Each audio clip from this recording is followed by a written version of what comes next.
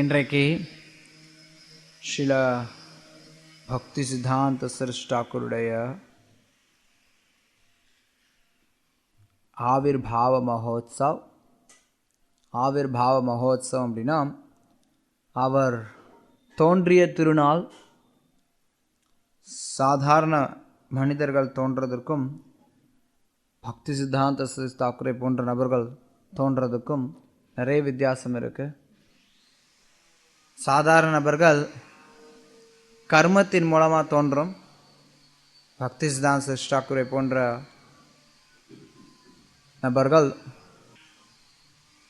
பகவானுடைய சொந்த விருப்பத்தின்படி தோன்றுகிறார்.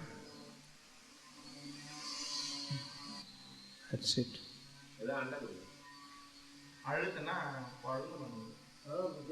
No, anyway, it's okay. It's okay. It's a constant hissing noise in the background. It's okay.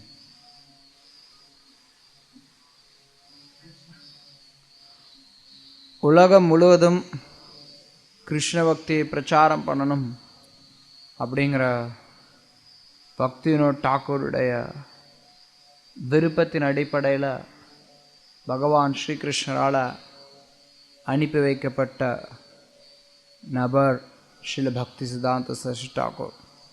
Srila பக்தி வினோத் தாக்கூர் கிருஷ்ணர்கிட்ட ஆழமான பிரார்த்தனைகளை மேற்கொண்டார். இந்த உலகத்தை காப்பாற்றுவதற்காக ஒரு நபர் தோன்றணும் அப்படின்னு அவருடைய பிரார்த்தனையின் அடிப்படையில் பிறந்தவர் ஸ்ரீல பக்தி சித்தாந்த சரஸ்வதி தாக்கூர். குழந்தை பருவத்திலிருந்தே இவர் ஒரு சாதாரண நபர் அல்ல அப்படிங்கிறத அவர் பல்வேறு சூழ்நிலைகள் மூலமாக வெளிப்படுத்தி இருக்கிறார்.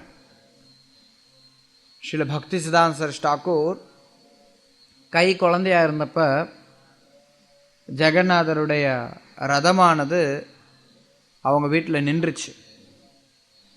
நீங்கள் பார்க்கலாம், பூரிக்கு போனீங்கன்னா பக்தி சித்தாந்த சரஸ்வதி தாக்கூருடைய அவர் பிறந்த இடம், அதாவது பக்தி வினோத் தாக்கூருடைய வீடு, அது வழியிலே இருக்குது.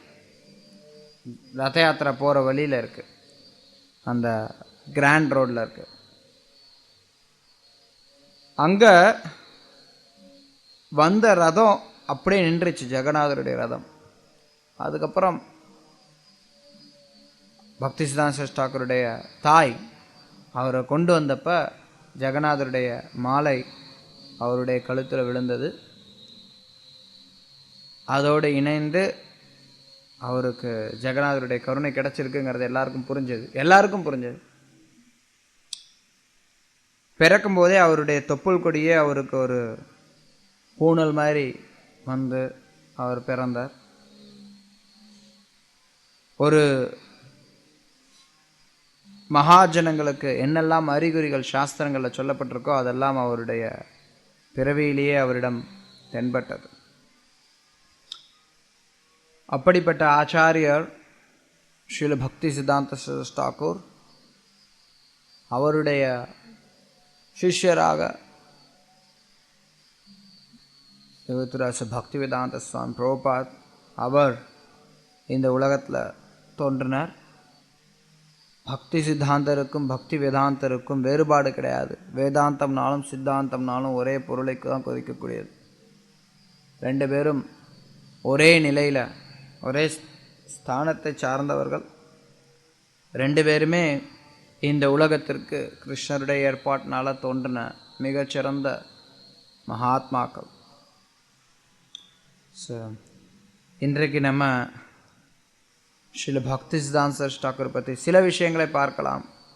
அவரை பற்றி பார்க்கணும் அப்படின்னா அவ்வளவு எளிதான விஷயம் கிடையாது. யாரை பற்றி, எந்த ஒரு ஆச்சாரியர் பற்றி பேசணும் அப்படின்னாலும் நிறைய பேசலாம். அதுவும் குறிப்பாக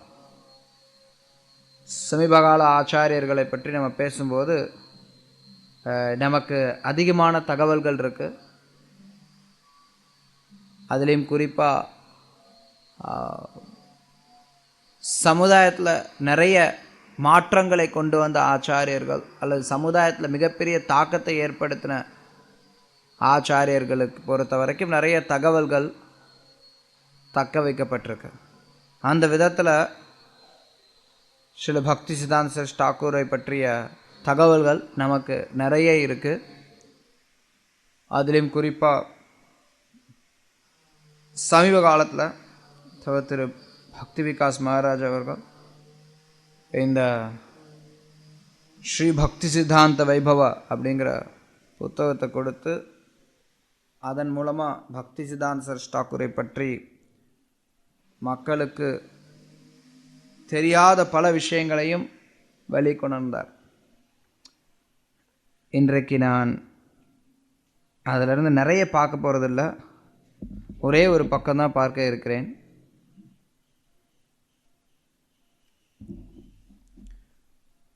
ஸ்ரீ பக்தி சித்தாந்த சரஸ் தாக்கூருடைய அவருடைய பிரணாம் மந்த்ரா, அதை இன்றைக்கு நம்ம கொஞ்சம் விவரமாக பார்க்கலாம்.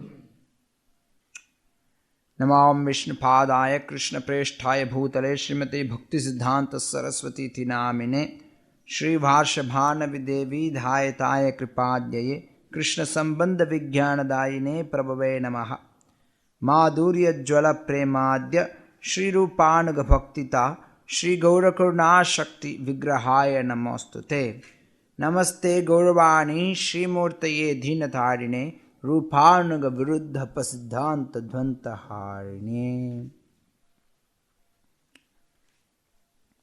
இது அவருடைய பிரணாம் மந்திரம்.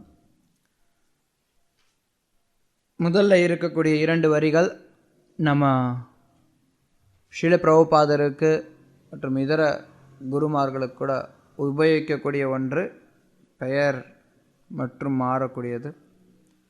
नमो ओम विष्णु पादाय कृष्ण प्रेष्ठाय भूतले श्रीमते भक्ति सिद्धांत सरस्वती थी नामिने. श्री भक्ति सिद्धांत श्रीमते भक्ति सिद्धांत सरस्वती அப்படிங்கிற பெயரில் இந்த உலகத்தில் அறியப்படக்கூடியவரும் விஷ்ணுவிற்கு சமமானவரும் கிருஷ்ணருக்கு பிரியமானவருமானவருக்கு நான் எனது வந்தனங்களை செலுத்துகிறேன். அடுத்ததாக ஸ்ரீ வார்ஷபானவி தேவி தயிதா. ஸ்ரீ வார்ஷபானவி தேவி தயித அப்படின்னா வருஷபானவி தேவி, அது யாரை குறிக்கக்கூடியதுன்னா ஸ்ரீமதி ராதாராணியை குறிக்கக்கூடியது. வருஷபானவி தேவி அப்படிங்கிறது அவரை குறிக்கக்கூடியது. ரிஷபானுவினுடைய மகள் ஸ்ரீமதி ராதாராணி. தயிதா அப்படின்னா அவளுக்கு, அது ஸ்ரீமதி ராதாராணிக்கு பிரியமானவள். அதுதான் அவருடைய நித்தியமான ஸ்வரூபம். ஸ்ரீல பக்தி சித்தாந்த சரஸ் தாக்கூருடைய நித்தியமான ஸ்வரூபம் வார்ஷபானவி தேவி தயிதா. அவர் மிகவும் கருணை வாய்ந்தவர். கிருபாத்யயே கிருஷ்ண சம்பந்த விஞ்ஞானதாயினே, கிருஷ்ண சம்பந்த விஞ்ஞானத்தை கொடுக்கக்கூடியவர். அந்த பிரபவே நமக, அந்த பிரபுவிற்கு வணக்கங்கள். மாதுரிய ஜ்வல பிரேமாத்ய ஸ்ரீரூபானுக பக்திதா. மாதுரிய ஜ்வல அப்படிங்கிறது ராதாகிருஷ்ணருக்கு இடையில் இருக்கக்கூடிய மாதுரிய பக்தியை குறிக்கக்கூடியது. அந்த பிரேமையை கொடுக்கக்கூடியவர். அது யார் கொடுத்திருக்கா? ஸ்ரீ ரூபானுக பக்திதா. ஸ்ரீ ரூபானுகர் எந்த பக்தியை கொடுத்தாரோ, ஸ்ரீ ரூபானுகர் கொடுத்த பக்தி தான் அது ஸ்ரீ ரூபானுக பக்தி தான். ரூபகோஸ்வாமியை பின்பற்றக்கூடியவர்கள் எல்லாருக்கும் கிடைக்கக்கூடிய பக்தியானது மாதுரிய ஜுவல பிரேமா. அதை பக்தி சித்தாந்த சரஸ் தாக்கூர் கொடுக்கிறார். ஸ்ரீ கௌர கருணா சக்தி விக்கிரகாய. ஸ்ரீ கௌர கருணா சக்தி சைத்தன்ய மகாபிரபு கௌரா அவருடைய கருணா சக்தியினுடைய முழு ரூபமாக, விக்கிரகாய அப்படின்னா அந்த கருணா சக்தியினுடைய சுரூபமாக, கருணா சக்தியினுடைய விக்கிரகமாக விளங்கக்கூடிய பக்தி சித்தாந்த சரஸ் தாக்கூருக்கு நமஸ்துதே, வணக்கம். நமஸ்தே, வணங்குகிறேன். கௌரவாணி ஸ்ரீமூர்த்தையே தீனதாரிணே, கௌரவாணியினுடைய ஸ்ரீமூர்த்தி, கௌரவாணியினுடைய உருவம். கௌரவாணி அப்படின்னா சைத்தன்ய மகாபுருடைய உபதேசங்கள், அவருடைய உபதேசங்களுடைய தோற்றமாக இருக்கக்கூடியவரும்.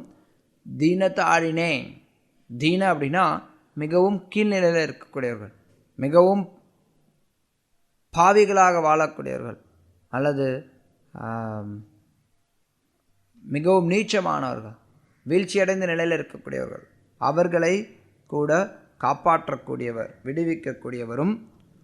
ரூபானுக விருத்த அபசித்தாந்த, ரூபானுக அப்படின்னா ரூப கோஸ்வாமி பின்பற்றக்கூடியவர்கள், அவர்களுக்கு விருத்தமான, அவர்களுக்கு ஒத்து வராத, அபசித்தாந்தம் அதாவது உண்மையான சித்தாந்தத்திற்கு முரணானது, ஸ்ரீ ரூப கோஸ்வாமி கொடுத்த உண்மையான சித்தாந்தத்திற்கு எதெல்லாம் முரணானதாக இருக்கின்றதோ அதை துவந்தஹாரிணே, அதை அவர்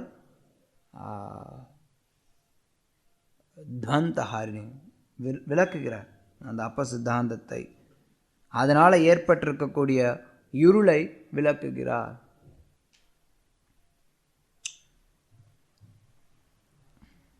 இது அதனுடைய மேலர்த்தம். நம்ம கொஞ்சம் கொஞ்சமாக உள்ள பார்க்கலாம். ஸ்ரீல பக்தி சித்தாந்த சரஸ்வதி தாக்கூருடைய நிலைகள், அவர் எப்படிப்பட்ட நபர், அவருடைய இயக்கத்தின் குறிக்கோள் என்ன, அவருடைய பெருமைகள் என்ன அப்படிங்கிறது எல்லாமே இந்த பிரணாம் மந்திரத்தில் கொடுக்கப்பட்டிருக்கு. நம்ம பார்க்குறோம், ஸ்ரீ வர்ஷபானவி தேவி தயிதா, ஸ்ரீ வர்ஷபானவி தேவி ராதாராணிக்கு பிரியமானவராக இருக்கக்கூடிய பக்தி சித்தாந்த தாக்கூர் இந்த உலகத்தில் தோன்றார். அவர் இந்த உலகத்தில் தோன்றினால் கூட அவர் விஷ்ணு, கிருஷ்ணர் இவர்களுடைய ஸ்தானத்தில் இருக்கக்கூடியவர். ஒரு ஆச்சாரியர் அப்படிங்கிறவர் சாக்ஷாத் ஹரி, ஏன்னா அவர் விஷ்ணுவினுடைய ஹரியினுடைய பிரதிநிதியாக செயல்படுறதுனால அவருக்கு ஹரிக்கு என்ன ஸ்தானம் இருக்கோ அதே ஸ்தானத்தில் அவர் வைக்கப்படுகிறார். சாக்ஷாத் ஹரித்வேன சமஸ்த சாஸ்தே உக்தஸ்துதா பாவியத்தை ஏவ சாத்தி. அவர் ஆச்சாரியர் அப்படிங்கிறவர் சாக்ஷாத் ஹரி, ஹரியினுடைய ஸ்தானம் என்னவோ அதே போன்ற உயர்ந்த ஸ்தானத்தில் இருக்கக்கூடியவர். அதே தான் இங்கேயும் சொல்கிறோம். விஷ்ணு பாதாய கிருஷ்ண பிரேஷ்டாய, கிருஷ்ணருக்கு பிரியமானவர், கிருஷ்ண பிரேஷ்டா, கிருஷ்ணருக்கு மிகவும் பிரியமான விஷ்ணு பாத, விஷ்ணுவின் பாதங்களில் சரணடைந்தவர் அல்லது விஷ்ணுவிற்கு சமமானவர், எப்படி வேண்டுமானாலும் அதை எடுத்துக்கொள்ளலாம். அவர் இந்த உலகத்தில் தோன்றார். அப்படி தோன்றினால் கூட அவருடைய மிக உயர்ந்த ஸ்தானம் என்றும் விலகிறது கிடையாது. அவர் அவ்வளோ உயர்ந்த ஸ்தானத்தில் இருந்தாலும் இந்த உலக மக்களுக்காக அவர் தோன்றதுனால இந்த உலகத்தில் இருக்கக்கூடியவங்களை காப்பாற்றுறதுக்காக அவர் வர்றார். அதனால தான் தீனதாரி அப்படின்னு சொல்லப்படுது. தீனதாரிணி, தீனர்களை காப்பாற்றுவதற்காக வரார். அவர் உயர்ந்த ஸ்தானத்தில் வரார். நிறைய ஆச்சாரியர்கள் நிறைய நேரங்களில் உயர்ந்த ஸ்தானத்தில் இருக்கக்கூடியவர்கள், நிறைய பக்தர்கள் இந்த உலகத்தில் தோன்றி இருக்கிறாங்க. எவ்வளோ உயர்ந்த ஸ்தானத்தில் இருக்கக்கூடிய பல்வேறு பக்தர்கள் பகவானுடைய ஏற்பாட்டின்படி இந்த உலகத்தில் தோன்றி இருக்காங்க. ஆனால் பெரும்பாலும் ஒரு ஆச்சாரியர்கள் இந்த உலகத்தில் தோன்றும் போது, அல்லது கிருஷ்ண உலகத்திலேருந்து கோலோக விருந்தாவனத்திலேருந்து நேரடியாக இந்த உலகத்திற்கு பல பேர் தோன்றும் போது அது எல்லா நேரங்களிலும் அவங்க தீனதாரியாக இருப்பாங்கன்னு அவசியம் கிடையாது. சில நேரங்களில் அவங்க வெறுமனே பகவானுடைய லீலைகளில் பங்கு எடுத்துக்கிறதுக்காக தோன்றலாம். சில நேரங்களில் அவங்க வெறுமனே இந்த உலகத்தில் இருந்து எப்படி பக்தியை பயிற்சி பண்ணுறது அப்படிங்கிறத காட்டுறதுக்காக தோன்றலாம். சில நேரங்களில் அவர்களுடைய, அதாவது ஒரு மகாபாகவதர்கள் தோன்றாங்க அப்படின்னா அவங்க எல்லா நிலைகளிலுமே ரொம்ப சிறந்தவர்கள், அதில் எந்த சந்தேகமுமே கிடையாது. ஆனால் எல்லா நேரங்கள்லையும் அவங்க பிரச்சாரம் பண்ணுவாங்க, அதுவும் குறிப்பாக வீழ்ச்சியடைந்த ஜீவன்களையும் வெளிக்கொண்டு வருவாங்க அப்படின்னு எந்த ஒரு உத்தரவாதமும் கிடையாது. அப்படி தான் ஆச்சாரியர்கள் யார் தோன்றோம் அப்படி தான் செய்யணும் அப்படின்னு அவசியம் கிடையாது. ஆனால் சில பக்திசிதாந்த சரஸ்வதி தாக்கூர் கிருஷ்ண பக்தி எல்லா தரப்பு மக்கள்கிட்டையும் கொண்டு போகிறதுக்கான முயற்சிகளை எடுத்தார். அதனால தான் அவர் வந்து தீனதாரின்னு சொல்லப்படுறார். இந்த தீனா அப்படின்னா என்ன? தீனா அப்படின்னா ரொம்ப கீழ்நிலையில் இருக்கக்கூடியவர்கள். கீழ்நிலையில் இருக்கக்கூடியவர்கள் அப்படின்னா அப்போ பக்திசிதாந்த சரஸ்வதி தாக்கூருடைய உபதேசங்கள் கீழ்நிலையில் இருக்கவங்களுக்கு மட்டும்தானா, உயர்நிலையில் இருக்கவங்களுக்கு கிடையாதா அப்படின்னு நம்ம நினைக்கலாம். அது கிடையாது அர்த்தம். தீனா அப்படின்னா ஆன்மீகத்தில் கீழ்நிலையில் இருக்கக்கூடிய எல்லாரையும் காப்பாற்றுவதற்காக அவர் தோன்றார். சமுதாயத்திலையும் கீழ்நிலையில் இருக்கவங்களா இருக்கலாம், சமுதாயத்தில் மேல்நிலையில் இருக்கலாம், அதை பற்றி ஒரு பொருட்டே கிடையாது. நம்ம பார்க்குறோம் ஸ்ரீ பக்திசிதாந்த சரஸ்வதி தாக்கூருடைய சிஷ்யர்களில் சில பேர் சமுதாயத்தில் மிக உயர்ந்த ஸ்தானத்தில் இருந்தவங்க, சில பேர் சமுதாயத்தில் அவ்வளோ உயர்ந்த ஸ்தானத்தில் இருந்தவங்க கிடையாது. சில பேர் பிராமண குடும்பத்தை சார்ந்தவர்கள், சில பேர் சாதாரண குடும்பத்தை சார்ந்தவர்கள். இன்றைக்கு நம்ம நினைக்கலாம் பிராமண குடும்பம் அப்படிங்கிறது ஒன்றும் பெரிய விஷயம் கிடையாது, சாதாரண குடும்பங்கிறது ஒரு பெரிய விஷயம் கிடையாது, எல்லாரும் சமமாக இன்றைக்கி நம்ம வர்றோம். ஓரளவுக்கு சமுதாயத்தில் அந்த புரட்சி ஏற்பட்டிருக்குது. ஆனால் பக்திசிதாந்த சரஸ்வதி தாக்கூர் பிரச்சாரம் பண்ண காலகட்டத்தில் சுமார் 100 வருஷத்துக்கு முன்னாடி நிலை அப்படி கிடையாது. ஒருத்தர் ஒரு இடத்துல பூஜை பண்ணுறது அல்லது ஒரு சில காரியங்களை செய்கிறது, உபன்யாசம் கொடுக்கறது போன்ற செயல்கள் எல்லாம் அது பிராமணர்களுக்கு மட்டுமே உரியதுங்கிற மாதிரி தான் இருந்தது. அந்த சூழ்நிலையில் ஸ்ரீ பக்திசிதாந்த சரஸ்வதி தாக்கூர் சாதாரண குளத்தில் பிறந்தவங்களுக்கு கூட அவர் பூணூல் அணிவித்தார். இன்றைக்கே அது ஒன்றும் பெருசாக யாரும் கருதுறது கிடையாது. ஆனால் அந்த நேரத்தில் அது வந்து ஒரு பெரிய புரட்சி, அது சமுதாயத்தில் ஒரு மிகப்பெரிய புரட்சியை ஏற்படுத்தினார் பக்திசிதாந்த சரஸ்வதி தாக்கூர். யார் தகுதி இருக்கிறாங்களோ அவங்களுக்கு கொடுத்தார். இன்னொரு பிரிவினர் இருந்தாங்க, அந்த பிரிவினர் என்ன பண்ணாங்க அப்படின்னா எல்லாருக்கும் கொடுக்கணும்னு சொல்லிட்டு எல்லாருக்கும் கொடுத்தாங்க. தமிழ்நாட்டில் ஒரு வகையான பிரிவினர் இருந்தாங்க, 100 வருஷத்துக்கு முன்னாடி கிடையாது, 50 வருஷத்துக்கு முன்னாடி. அவங்க என்னென்னா யாரும் போட்டுக்கூடாதுன்னு எல்லாரையும் கட் பண்ணி விட்டாங்க. ஸோ அதாவது ஆச்சாரியர்கள் வர்றதுக்கும் இந்த அயோக்கியர்கள் வர்றதுக்கும் என்ன வித்தியாசம் அப்படின்னா, ஆச்சாரியர்கள் தீனதாரி, எவ்வளவுதான் கீழ்நிலையில் இருந்தாலும் அவங்கள மேலே உயர்த்துறதுக்கு பார்க்குறாங்க. ஆனால் இந்த அயோக்கியர்கள் உயர்ந்த நிலையில் இருக்கவனையும் தாழ்ந்த நிலை கொண்டு போகிறதுக்கு பார்க்குறாங்க. அதுதான் வித்தியாசம். உயர்ந்த நிலை இருக்காங்களோ இல்லையோ, இருக்கிறவங்களும் யாருமே உயர்ந்த நிலை இருக்கக்கூடாது, யாருமே உயர்ந்த நிலை இருக்கக்கூடாதுங்கிறத குறிக்கோளாக கொண்டு செயல்படக்கூடியவர்கள் சில பேர் இருக்காங்க. ஆனால் எல்லாரையும் உயர்ந்த நிலைக்கு கொண்டு வர்றது தான் ஆச்சாரியர்களுடைய திருப்பணி. அதுவும் ஸ்ரீல பக்திசிதாந்த சரஸ்வதி தாக்கூர் குறிப்பாக அந்த காரியத்தை செய்த காரணத்தினால அவர் தீனதாரின்னு அழைக்கப்படுறார். வங்காளம் மட்டும் இல்லாமல் இந்தியா முழுக்க அவர் வந்து பரவலாக பிரயாணம் பண்ணார். அவர் இந்தியாவிற்கு வெளியில் போய் பிரச்சாரம் பண்ணலை, அதை அவருடைய சிஷ்யர்களுக்கு அந்த கட்டளையை கொடுத்தார். அவர் இந்தியாவுக்கு வெளியில் கிருஷ்ண பக்தியை பிரச்சாரம் பண்ணணும் அப்படிங்கிறதுல அவருடைய ஆர்வம் பயங்கரமாக இருந்தது. அவ்வளவு தீவிரமாக செயல்பட்டார். இந்தியாவுக்கு வெளியில் கிருஷ்ண பக்தியை கொண்டு போகணும் அப்படிங்கிறது. அதற்காக அவர் என்ன காரியத்தை செய்ய முடியுமோ எல்லா காரியத்தையும் செய்தார். இந்தியா அப்போ ஆங்கிலேய அரசுக்கு கீழே இருந்தது. ஆங்கிலேய அரசு கீழே இருந்தாலும் அதற்காக இந்தியா முழுக்க ஒரே இந்தியாவில் இருக்கக்கூடிய பெரும்பாலான மக்களுடைய ஒரே எண்ணம் இந்தியா சுதந்திரம் பெறணும் அப்படிங்கிறது தான் இருந்தது.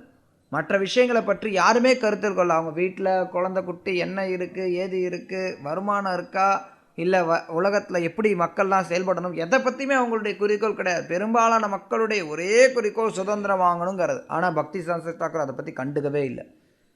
அவர் நம்ம பார்க்குறோம் சில நேரங்களில் இந்தியா சுதந்திரம் ஆனால் என்ன ஆகாட்டி என்ன, அதை காட்டிலும் முக்கியமான தேவை கிருஷ்ண பக்திங்கிறத எழுதுவர், அதை பற்றி பேசுவர். Srila Prabhupada 1944 back to Godhead பத்திரிகை ஆரம்பிச்சப்பையும் அதை பற்றி எழுதினார். இந்தியா சுதந்திரம் அடையிறதுனால இந்த உலகத்தில் வந்து பிரச்சனைகள் தீர்ந்து போயிடும் அப்படின்னு நிறைய பேர் நினைக்கிறாங்க. ஆனால் நிலைமை அப்படி கிடையாது. பிரபுபாத் எழுதுவார், ஒரு இந்தியாக்காரன் இருக்கான், இந்தியர் இருக்கிறதுனால ஆங்கிலேயரோட சண்டை வரும்னு நம்ம நினைக்கிறோம். ஆனால் உண்மை என்ன அப்படின்னா ஆங்கிலேயருக்கும் சண்டை வரும். சில பேர் நினைக்கிறாங்க மதத்தினால பிரச்சனை வரும். இன்னைக்கு இந்தியாவில் பார்த்தீங்கன்னா அது ஒரு விஷயம் பேசின்னு இருக்கிறாங்க நிறைய.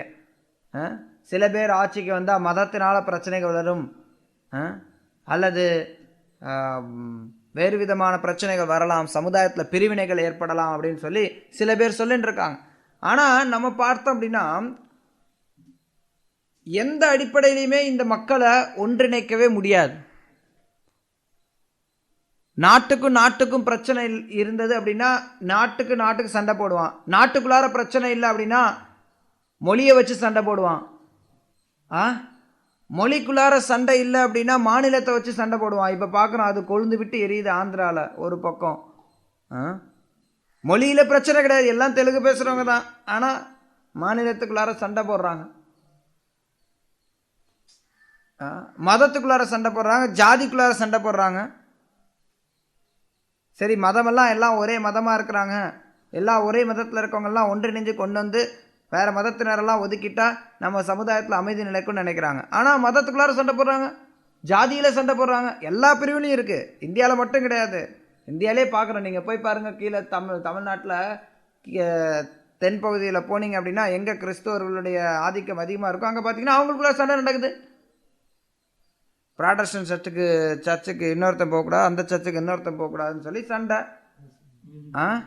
அதில் வேறு முதலியார் சர்ச்சு, வன்னியர் சர்ச்சு, நாடார் சர்ச்சுன்னு தனித்தனியாக சர்ச்சு வச்சுக்கிறாங்க. அங்கேயும் ஜாதி சண்டை இருக்குது.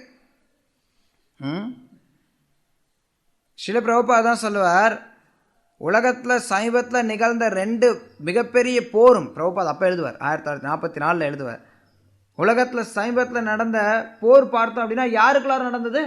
கிறிஸ்தவர்களுக்கு மத்தியில் தான் நடந்தது. எல்லாருமே கிறிஸ்தவர்கள் தான், அவங்களுக்கு மத்தியில் போர் நடந்தது. அதனால் மதத்தின் மூலமாக ஒற்றுமையை கொண்டு வரலாம் அப்படின்னு நினைக்கிறதெல்லாம் சாத்தியம் கிடையாது. ஏன்னா மக்களுக்குள்ளார உண்மையான ஒற்றுமை அப்படிங்கிறது எப்போ சாத்தியம்னா கிருஷ்ண பக்தியை கொண்டு வரதன் மூலமாகத்தான் சாத்தியம். ஸோ இது வந்து ஸ்ரீல பிரபுபா எழுதுறார் அப்படின்னா அந்த கருத்து முழுக்க பக்திசிதாந்த சரஸ்வதி தாக்கூர் கொடுத்தது. அவர் அதை பற்றி பல தடவை பல நேரங்களில் வலியுறுத்துவார். சமுதாயத்தில் ஒற்றுமை, சமுதாயத்தில் மக்கள் சீரும் சிறப்புமாக இருக்கணும் அப்படின்னா இப்போ நினைக்கிறீங்க நீங்கள் சுதந்திரம் வாங்கிட்டா சரியாக போயிடணும், ஆனால் சுதந்திரம் வாங்கினாலும் சரியாகாது. பார்க்குறோம், நம்ம சுதந்திரம் வாங்கி 70 வருஷம் ஆச்சு, என்னத்தை சரியாச்சு? கீழே தான் போயிருக்குது. மக்களுடைய எல்லா விஷயங்களுமே, அவங்களுடைய பண்பாடுகள், அவர்களுடைய வசதி வாய்ப்புகள் எல்லாமே, அவங்களுடைய வாழ்க்கை தரம் கீழே தான் போயிருக்கு. நிச்சயமாக உயரலை. தனி மனிதனுடைய வாழ்க்கை தரம் அப்படிங்கிறது உயரலை. வெளியில் பார்க்குறதுக்கு அப்படி ஹா சில வசதி வாய்ப்புகள் இருக்கிற மாதிரி ஒரு மாயா தெரியும். ஆனால் தனி மனிதனுடைய வாழ்க்கை தரம்னு பார்த்தோம்னா கொஞ்சம் கூட உயரவே இல்லை. ஏன்னா கிருஷ்ண பக்தி மட்டும்தான் ஒருத்தருக்கு உண்மையான தளத்துக்கு ஒருத்தர் வர்றதுக்கு உதவும். அதனால தான் ஸ்ரீல பக்திசிதாந்த சரஸ்வதி தாக்கூர் நாட்டை யார் ஆள்றாங்க அப்படிங்கிறது ஒரு பொருட்டு அல்ல, அவங்க நாட்டை கிருஷ்ண பக்தி சம்பந்தமாக ஆட்சி செய்யணுங்கிறத பிரச்சாரம் பண்ணார். எப்படி சாஸ்திரங்களை சொல்லியிருக்கோ அதன்படி ஆட்சி செய்யணும். உண்மையில் சொன்னோம் அப்படின்னா ஆங்கிலேய ஆட்சியாளர்கள் இந்திய பண்பாட்டிற்கும் இந்திய மதத்திற்கும், இந்தியாவில் இருந்த மத பண்பாட்டிற்கும் கொடுத்த மரியாதையும் மதிப்பும் அதுக்கப்புறம் வந்த இந்திய ஆட்சியாளர்களை காட்டிலும் அதிகமாக தான் இருந்தது. பிரிட்டிஷ்காரன் இந்தியர்களுடைய சொத்து தான் அவனுக்கு தேவை. அவன் மதத்தை பற்றி ஒன்றும் பெருசாக கவனிக்கலை. அவன் இந்து மதத்தை, இந்தியர்களுடைய மதத்தை அது ஒரு சூக்ஷமாக புகுத்தினான். ஆனால் மேலோட்டமாக அது பெரிய பாதிப்பை ஏற்படுத்தலை. மக்கள் நிறைய பேர் மத பழக்கங்களில் எந்த ஒரு தடையும் கொண்டு வரல. ஆனால் இந்தியா சுதந்திரம் ஆனதுக்கப்புறம் என்னாச்சு? சுதந்திர இந்தியாவினுடைய பிரதமர் என்ன சொல்ல ஆரம்பித்தார் அப்படின்னா, நம்ம எல்லாம் தொழிற்சாலைகளை கட்டுவோம், தொழிற்சாலைகள் தான் இந்தியாவினுடைய புதிய கோயில்கள்னு சொல்ல ஆரம்பித்தார். மக்கள் எல்லாம் ஏன் கோயிலுக்கு போகிறீங்க, கோயிலுக்கு போகாமல் எங்களுடைய ஃபேக்ட்ரிக்கு வாங்க, கடினமாக வேலை செய்யுங்கன்னார். அப்போ என்ன ஆகுது? உண்மையில் சொன்னோம்னா கிட்டத்தட்ட 150-200 வருஷங்கள் ஆங்கிலேயர்கள் இந்தியாவை ஆட்சி பண்ணி எந்த அளவுக்கு இந்திய பாரம்பரியத்தை சீரழிச்சாங்களோ அதை காட்டிலும் கடந்த 60-70 வருஷத்தில் இந்தியர்கள் அதிகமாக சீரழிச்சிருக்காங்க. அதனால தான் பக்திசிதாந்த சரஸ்வதி தாக்கூர் சொல்லுவார், கிருஷ்ண பக்தி அப்படிங்கிறது எந்த ஒரு ராஜா இருக்கிறாங்க அப்படிங்கிறத பொறுத்து மாற்றம் அடைகிறது கிடையாது. அதனால பக்திசிதாந்த சரஸ்வதி தாக்கூர் எப்படியாவது மக்கள் மத்தியில் கிருஷ்ண பக்தியை கொண்டு போகணும் அப்படிங்கிறதுல ரொம்ப தீவிரமாக இருந்தார். அவர் வங்காளத்தினுடைய ஆளுநர் கூப்பிடுவார், கோயிலுக்கு வர சொல்ல பிரிட்டிஷ். அதாவது அப்போ வங்காளத்தினுடைய ஆளுநர்னால் சாதாரண நபர் கிடையாது. பெங்கால் அதுதான் கேபிட்டல். அப்போ வங்காளம் தான் அப்போ இந்தியாவுக்கு தலைநகரம். கல்கத்தா தான் தலைநகரம் பிரிட்டிஷ் இந்தியா. அதுக்கப்புறம் இந்தியா சுதந்திரமானதுக்கப்புறம் தான் டெல்லியை மாற்றினாங்க. அதுக்கு முன்னாடி கொஞ்சம் முன்னாடி மாற்றிருக்கலாம். எனிவே கல்கத்தா தான் தலைநகரம். கல்கத்தா தான் தலைநகரமாக இருந்தது. அந்த கல்கத்தாவுக்கு இருந்த கவர்னர் அப்படிங்கிறவர் மிகப்பெரிய ஸ்தானத்தில் இருந்தவர். அவங்களெல்லாம் பக்திசான் தாக்கூர் கூப்பிடுவார். அவங்களோடலாம் உறவு வைப்பார். அவங்களோடலாம் தகவல் பரிமாறிப்பார். எதற்காக அப்படின்னா மக்களை எப்படியாவது மக்கள் மத்தியில் கிருஷ்ண பக்தியை கொடுக்கணும் அப்படிங்கிறது. அப்போல்லாம் வெளிநாட்டுக்கு போகிறதுங்கிறது பெரிய விஷயம். அவர் பக்திசான் தாக்கூர் லண்டனுக்கு அனுப்பி வைப்பார் ஆளுங்களை பிரச்சாரம் பண்ணுறதுக்கு. அந்த காலத்தில் லண்டனுக்கு அவர் அனுப்பி வைத்தார். லண்டன் ஐரோப்பாவில் நிறைய இடங்களுக்கு போய் பிரச்சாரம் பண்ணுறதுக்காக அனுப்பி வச்சார். அவங்களால பக்திசான் தாக்கூர் எதிர்பார்த்த விஷயத்தை சாதிக்க முடியல. இருந்தாலும் பக்திசான் தாக்கூர் தொடர்ந்து முயற்சி செய்தார். ஸ்ரீல பிரபுபாத் அபயச்சரண் தே முதலாக பக்திசான் தாக்கூரை சந்தித்த போது அவருடைய முதல் கட்டளையே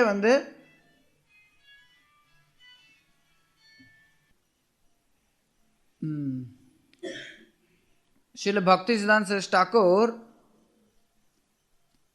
மேலை நாடுகளுக்கு பக்தர்களை அனுப்பி வச்சார். பிரபுபாதர் முதல்ல சந்திக்கிறார். அஃப்கோர்ஸ் நமக்கு தெரியும் ஸ்ரீல பிரபுபாதருடைய ஸ்தானம் என்ன அப்படிங்கிறது பக்திசான் தாக்கூருக்கு நிச்சயமாக தெரியும். அவர்களுடைய நித்திய உறவு அப்படிங்கிறது அவங்களுக்குள்ளார இருக்குங்கிறது நமக்கு தெரியும். இருந்தாலும் வெளித்தொடர் பார்க்கும்போது முதல்ல சந்திக்கிறார். புதுசாக ஒருத்தர் வரான்ப்பா, அவன் என்ன ஏதுன்னே தெரியாது. ஆனால் பக்திசான் தாக்கூர் என்ன சொன்னான்னா, நீங்கள்லாம் படித்த இளைஞர்களாக இருக்கிறீங்க, மேற்கத்திய நாடுகளில் போய் கிருஷ்ண பக்தி ஆங்கிலத்தில் பிரச்சாரம் பண்ணணும்னு கட்டளை கொடுத்தார். முதல்ல சந்திக்கிறார். முதல்ல ஒன்றும் பண்ணல, வெறும்னா பிரணாம் பண்ணிட்டு எந்திரிச்சு உட்காந்தறி முதல்ல இப்படி தான் ஆரம்பிக்கிறார். மேலை நாடுகளுக்கு போய் கிருஷ்ண பக்தி நீங்கள் பிரச்சாரம் பண்ணணுங்கிறார். உடனே அபயச்சரண் கேட்குறார், எப்படி அது சாத்தியம்? இந்தியா அடிமைப்பட்டு கிடக்குது, இந்தியா எல்லாரும் சுதந்திரத்துக்காக போராடுறாங்க, எப்படி அது சாத்தியம்? இல்லை, சாத்தியம், முயற்சி பண்ணணும். கிருஷ்ண பக்தி எந்த ஒரு அரசியல் சூழ்நிலைகளுக்காகவும் தடுக்கப்படக்கூடாது. எந்த ஒரு அரசியல் சூழ்நிலைகளும் கிருஷ்ண பக்தி தடுக்கக்கூடாது அப்படின்னு சொல்லி சில பக்திசான் தாக்கூர் சொல்ல. அப்போ அந்த அளவிற்கு மக்களை இந்த உலக வாழ்க்கையிலிருந்து விடுவிக்கணுங்கிறதுல அவர் ரொம்ப தீவிரமாக இருந்தார். அதனால தான் அவருடைய பிரணாமந்தத்தில் இங்கே அவர் தீனதாரின்னு சொல்ல போகிறார். அவர் அவ்வளோ பெரிய உயர்ந்த ஸ்தானத்தில் இருக்கிறார். வருஷபாணி தேவி தயித. அவருடைய ஸ்தானம் அவ்வளோ உயர்ந்தாக இருந்தாலும் அவர் கருணையோட தீனதாரியாக இருக்கார். எல்லாரையும் காப்பாற்றக்கூடியவராக இருக்கிறார். எதன் மூலமாக காப்பாற்றுறார் அப்படின்னா, அதனால தான் அவர் கிருபாத்யே கிருபாதி அப்படின்னா கருணையினுடைய கடல். அதனால தான் அவர் கருணையினுடைய கடலாக சொல்லப்படுகிறார். அதனால தான் அவர் கௌரங்கருடைய கருணையினுடைய சக்தியாக சொல்லப்படுகிறார். ஸ்ரீ கௌர கருணா சக்தி விக்கிரக. கௌரங்க சைத்தன்ய மகாபிரபுனுடைய கருண சக்தியினுடைய விக்கிரகமாக இருக்கிறார். அவர் கிருஷ்ண சம்பந்த விஞ்ஞானம். அவர் என்ன கொடுக்குறார் அப்படின்னா, சம்பந்த அபிதயா பிரயோஜனம் மூன்றையுமே அவர் நமக்கு வழங்குறார். கிருஷ்ண சம்பந்த விஞ்ஞான தாயினே பிரபவே நமக. கிருஷ்ண சம்பந்த விஞ்ஞானம், அதுதான் சம்பந்த ஞானம். அந்த சம்பந்த ஞானத்தை கொடுக்குறார். மாதுரிய பிரேமையை கொடுக்குறார். சுத்த பக்தி அவர் விளங்குறார். அதனால ஸ்ரீல பக்திசான் தாக்கூர் சம்பந்த அபிதய பிரயோஜனம் மூன்றையுமே வழங்கக்கூடிய ஒரு சிறந்த ஆச்சாரியராக திகழ்கிறார். அவரின் மூலமாக இந்த சைத்தன்ய மகாபிரபுனுடைய செய்தியானது பரப்பப்படுது. அவர் இந்த சைத்தன்ய மகாபிரபுனுடைய செய்தியை பரப்பக்கூடிய உன்னத நபராக விளங்கினார். ஸ்ரீ கௌரவாணி ஸ்ரீமூர்த்தி. சைத்தன்ய மகாபிரபுனுடைய வாணி, அவருடைய உபதேசங்கள் எதை காட்டுது அப்படின்னா, எல்லா ஜீவன்களுக்கும் மிக உயர்ந்த பிரேமையை கொடுக்கக்கூடியது சைத்தன்ய மகாபிரபுடைய உபதேசங்கள். சைத்தன்ய மகாபிரபு அவருடைய குறிப்பிட்ட பங்களிப்பு இந்த சமுதாயத்திற்கு என்ன அப்படின்னா கிருஷ்ண பிரேமா. அதற்கு முன்னாடி வந்த ஆச்சாரியர்கள் யாருமே கிருஷ்ண பிரேமையை பற்றி விளக்க கிடையாது. எஸ், சைத்தன்ய மகாபிரபுவுக்கு முன்னாடி எவ்வளவோ ஆச்சாரியர்கள் தோன்றினாங்க. அவங்க யாரும் கிருஷ்ண பிரேமா, குறிப்பாக மாதுரிய பிரேமா, அதை பற்றி விளக்க கிடையாது. மாதவேந்திர பூரி அந்த மாதுரிய பிரேமையை வெளிப்படுத்தினார் ஓரளவிற்கு. ஆனால் சைத்தன்ய மகாபிரபு தான் மாதுரிய பிரேமையை மக்களுக்கு கொடுப்பதற்காக வந்திருக்கார். அதனால தான் ரூப கோஸ்வாமி சொல்லுவார், நமோ மகாவிதான்யாய கிருஷ்ண பிரேம பிரதாயத்தே கிருஷ்ணாய கிருஷ்ண சைத்தன்ய நாம்னே கௌரத் விஷய. கிருஷ்ண பிரேமையை வழங்கிறதுக்காக வந்தவர் சைத்தன்ய மகாபிரபு. அந்த கிருஷ்ண பிரேமை அப்படிங்கிறது தான் சைத்தன்ய மகாபிரபுனுடைய வாணி. அதுதான் அவர் சொல்லித்தரத்துக்காக வந்தார். மக்கள் எல்லாருக்கும் புருஷார்த்தா 4 புருஷார்த்தங்கள் தெரியும், தர்ம அர்த்த காம மோக்ஷா. ஆனால் பஞ்சம புருஷார்த்தம் 5வது புருஷார்த்தமாக பிரேமையை கொண்டு வந்தார் சைத்தன்ய மகாபிரபு. அவருடைய உபதேசம் இதுதான். சைத்தன்ய மகாபிரபு சொல்கிறார், ஆராத்திய அதாவது சைத்தன்ய மகாபிரபுடைய உபதேசங்களை பற்றி சொல்லும்போது விஸ்வநாத் சக்கர தாக்கூர் சொல்கிறார், ஆராத்திய பகவான் பிரஜேஷத்தனயஸ்தாம விருந்தாவனம். சைத்தன்ய மகாபிரபு என்ன சொல்லி கொடுக்குறாருன்னா, அவருடைய குறிப்பான உபதேசங்கள் என்னென்னா, ஆராத்திய பகவான் பிரஜேஷத்தனயாஸ், ஆராதனைக்குரிய பகவான் பிருந்தாவனத்தினுடைய, அதாவது பிரஜேஷ் பிருந்தாவனத்தினுடைய ஈசனான நந்த மகாராஜ். ஈசன் யார்? நந்த மகாராஜ். அவருடைய தனய அப்படின்னா பையன். ஆராத்திய பகவான் பிரஜேஷ தனயஸ்தாம விருந்தாவனம். அதே போல விருந்தாவனமும் வழிபாட்டிற்குரியது. ரம்யத் க்வச்சித் விரஜவது வர்கேன கல்பிச்சித். இருக்கிறதுலே மிக உயர்ந்த வழிபாட்டு முறை என்ன அப்படின்னா, பிருந்தாவனத்தினுடைய கோபியர்கள் எந்த விதத்தில் கிருஷ்ணரை வழிபட்டார்களோ அந்த விதத்தில் கிருஷ்ணரை வழிபடுறது. ஸ்ரீமத் பாகவதம் பிரமாணமமலம் பிரேமா பிரேமா புமான் மகான். ஸ்ரீமத் பாகவதம் பிரமாணம் அமலம், இருக்கக்கூடிய பிரமாணங்களில் மிக உயர்ந்தது ஸ்ரீமத் பாகவதம். வேற எந்த ஆச்சாரியர்களும் ஸ்ரீமத் பாகவதத்திற்கு இவ்வளவு முக்கியத்துவம் கொடுத்தது கிடையாது. ஸ்ரீ சைத்தன்ய மகாபிரபு ஏன் ஸ்ரீமத் பாகவத்துக்கு முக்கியத்துவம் உண்டுங்கிறதையும் விளக்குனார். ஸ்ரீ சைத்தன்ய மகாபிரபு ஸ்ரீமத் பாகவதத்தை வேதாந்த சூத்திரத்துக்கு வேத வியாசரே கொடுத்த வியாக்கியானமாக எடுத்துரைத்தார். வேதாந்த சூத்திரம் அப்படிங்கிறது வேதங்களுடைய அந்தம், வேதங்களுடைய இறுதி முடிவு, உபனிஷத்துகளுடைய சாரம் வேதாந்த சூத்திரம். எல்லாருமே வேதாந்த சூத்திரத்துக்கு வியாக்கியானம் கொடுத்தாங்க. எல்லா சம்பிரதாய ஆச்சாரியர்களும் வேதாந்த சூத்திரத்துக்கு வியாக்கியானம் கொடுத்தாங்க. ஸ்ரீ சைத்தன்ய மகாபிரபு வேதாந்த சூத்திரத்துக்கு வியாக்கியானம் கொடுக்கல. அவர் சொன்னார், வேதாந்த சூத்திரத்தை இயற்றின வியாசதேவரே சாக்ஷாத் வியாக்கியானம் கொடுத்திருக்கிறார். அதுதான் ஸ்ரீமத் பாகவதம். அவரே வியாக்கியானம் கொடுத்திருக்கும் போது நம்ம அந்த ஸ்ரீமத் பாகவதத்தை எடுத்துட்டோம்னா போதும்னு சொல்லி ஸ்ரீமத் பாகவதத்தை முன் கொண்டு வந்த எல்லா ஆச்சாரியர்களும் பாகவதத்திற்கு முக்கியத்துவம் கொடுத்துருக்காங்க. ஆனால் ஸ்ரீமத் பாகவதம் பிரமாணம் அமலம், குறைபாடுகளற்ற பிரமாணமாக சைத்தன்ய மகாபிரபு கொண்டு வந்தார். பிரேமா புமார்த்தோ மகான், இருக்கிறதுலே மிக உயர்ந்த அர்த்த பஞ்சம புருஷார்த்த. இது மற்ற 4 புருஷார்த்தங்களை காட்டிலும் 5வதாக ஒரு புருஷார்த்தம், இருக்கிறதுலே மிக உயர்ந்த புருஷார்த்தமாக சைத்தன்ய மகாபிரபு பிரேமையை அறிமுகப்படுத்துகிறார். தர்ம அர்த்த காம மோக்ஷா அது வேண்டான்னு, தர்மம் வேண்டாம், அர்த்தம் வேண்டாம், காம வேண்டாம், மோட்சமும் வேண்டாம். ரைட், அதான் சைத்தன்ய மகாபிரபு சார் ந தனம். ந தனம் அப்படின்னா காசு பணம் எனக்கு வேண்டாம், அர்த்தம் வேண்டாம். நான் ஜனம், அது நீங்கள் எப்படி வேணாலும் எடுத்துக்கலாம். ஆனால் ஜனங்களோட வாழ்றது, ஜனங்க பின்னாடி இருக்கிறது தர்மத்தினுடைய கோட்பாடுகளுக்கு உட்பட்டது தான். அதையும் அவர் புறக்கணிக்கிறார். வேண்டாம். ந தனம் ந ஜனம் ந சுந்தரி, தர்மார்த்த காம வேண்டாம். மம ஜென்மனி ஜென்மனீஸ்வரே அப்படிங்கும்போது அவர் மோட்சமும் வேண்டாங்கிறார். தனம் ஜனம் சுந்தரி கவிதா வேண்டாங்கும்போது அவர் மறுபடி மோட்சம் வேண்டாங்கும்போது தர்மார்த்த காம மோட்ச 4 அர்த்தங்களை நிராகரிக்கிறார். அதை நிராகரிச்சுட்டு அவர் சொல்கிறார், பிரேமாப்வான், பிரேமா புருஷ், பிரேமைதான் இருக்கிறதுலே மிக உயர்ந்த மகா புருஷார்த்தம், உயர்ந்த புருஷார்த்தம் அப்படின்னு சொல்லி சைத்தன்ய மகாபிரபு நிலைநாட்டுறார். இதுதான் சைத்தன்ய மகாபிரபுடைய குறிப்பிட்ட போதனை. மற்ற இருக்கு, அச்சிந்திய பேதா பேத தத்வா, அதை பற்றி விளக்குறார். மற்ற எவ்வளவோ நம்ம சொல்லலாம். ஆனால் குறிப்பாக இதை சில கிருஷ்ண சக்கர தாக்கூர் சுட்டி காட்டுறார், இந்த 5 விஷயங்களை சைத்தன்ய மகாபிரபுடைய உபதேசங்களாக. இங்கே ஸ்ரீல பக்திசித்தாந்த சரஸ்வதி தாக்கூர் அவர் கௌரவாணி ஸ்ரீமூர்த்தி அப்படின்னு அழைக்கப்படுறார்.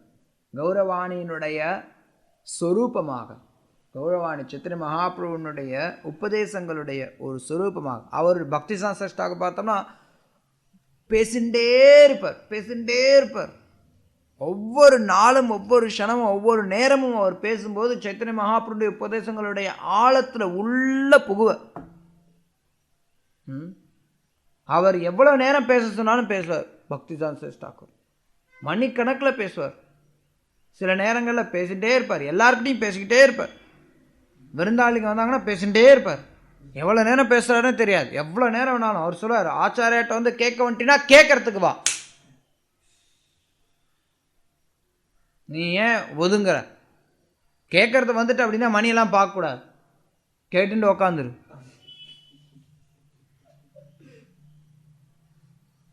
சில நேரத்தில் அவர் குறுக்க போய் சொல்லுவாங்க, அவருக்கு சாப்பாட்டுக்கு டைம் ஆகிடும், குறுக்க போய் சொல்கிறதுக்கு எல்லாரும் நடுங்குவாங்க. சில நேரத்தில் எப்பயாவது சொன்னாங்க அப்படின்னா வாங்கி கட்டிப்பாங்க.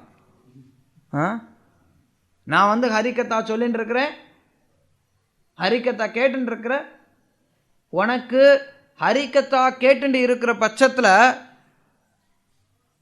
தாகம் எடுக்குது, பசி எடுக்குது, பௌதிக தேவைகள் ஒன்றை இழுக்குது அப்படின்னா அப்போ நீ இன்னும் பக்தியில் முன்னேறலன்னு சொல்லுவார்.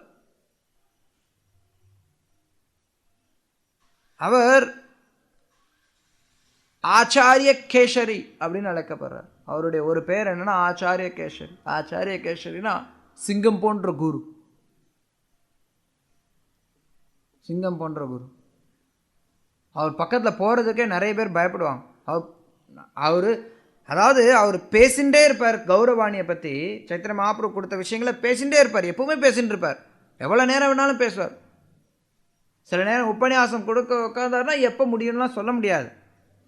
ஆனால் அவர் ஏதோ பேசிட்டு இருக்கிறாருங்க கிடையாது, பேசிகிட்டே இருப்பார்.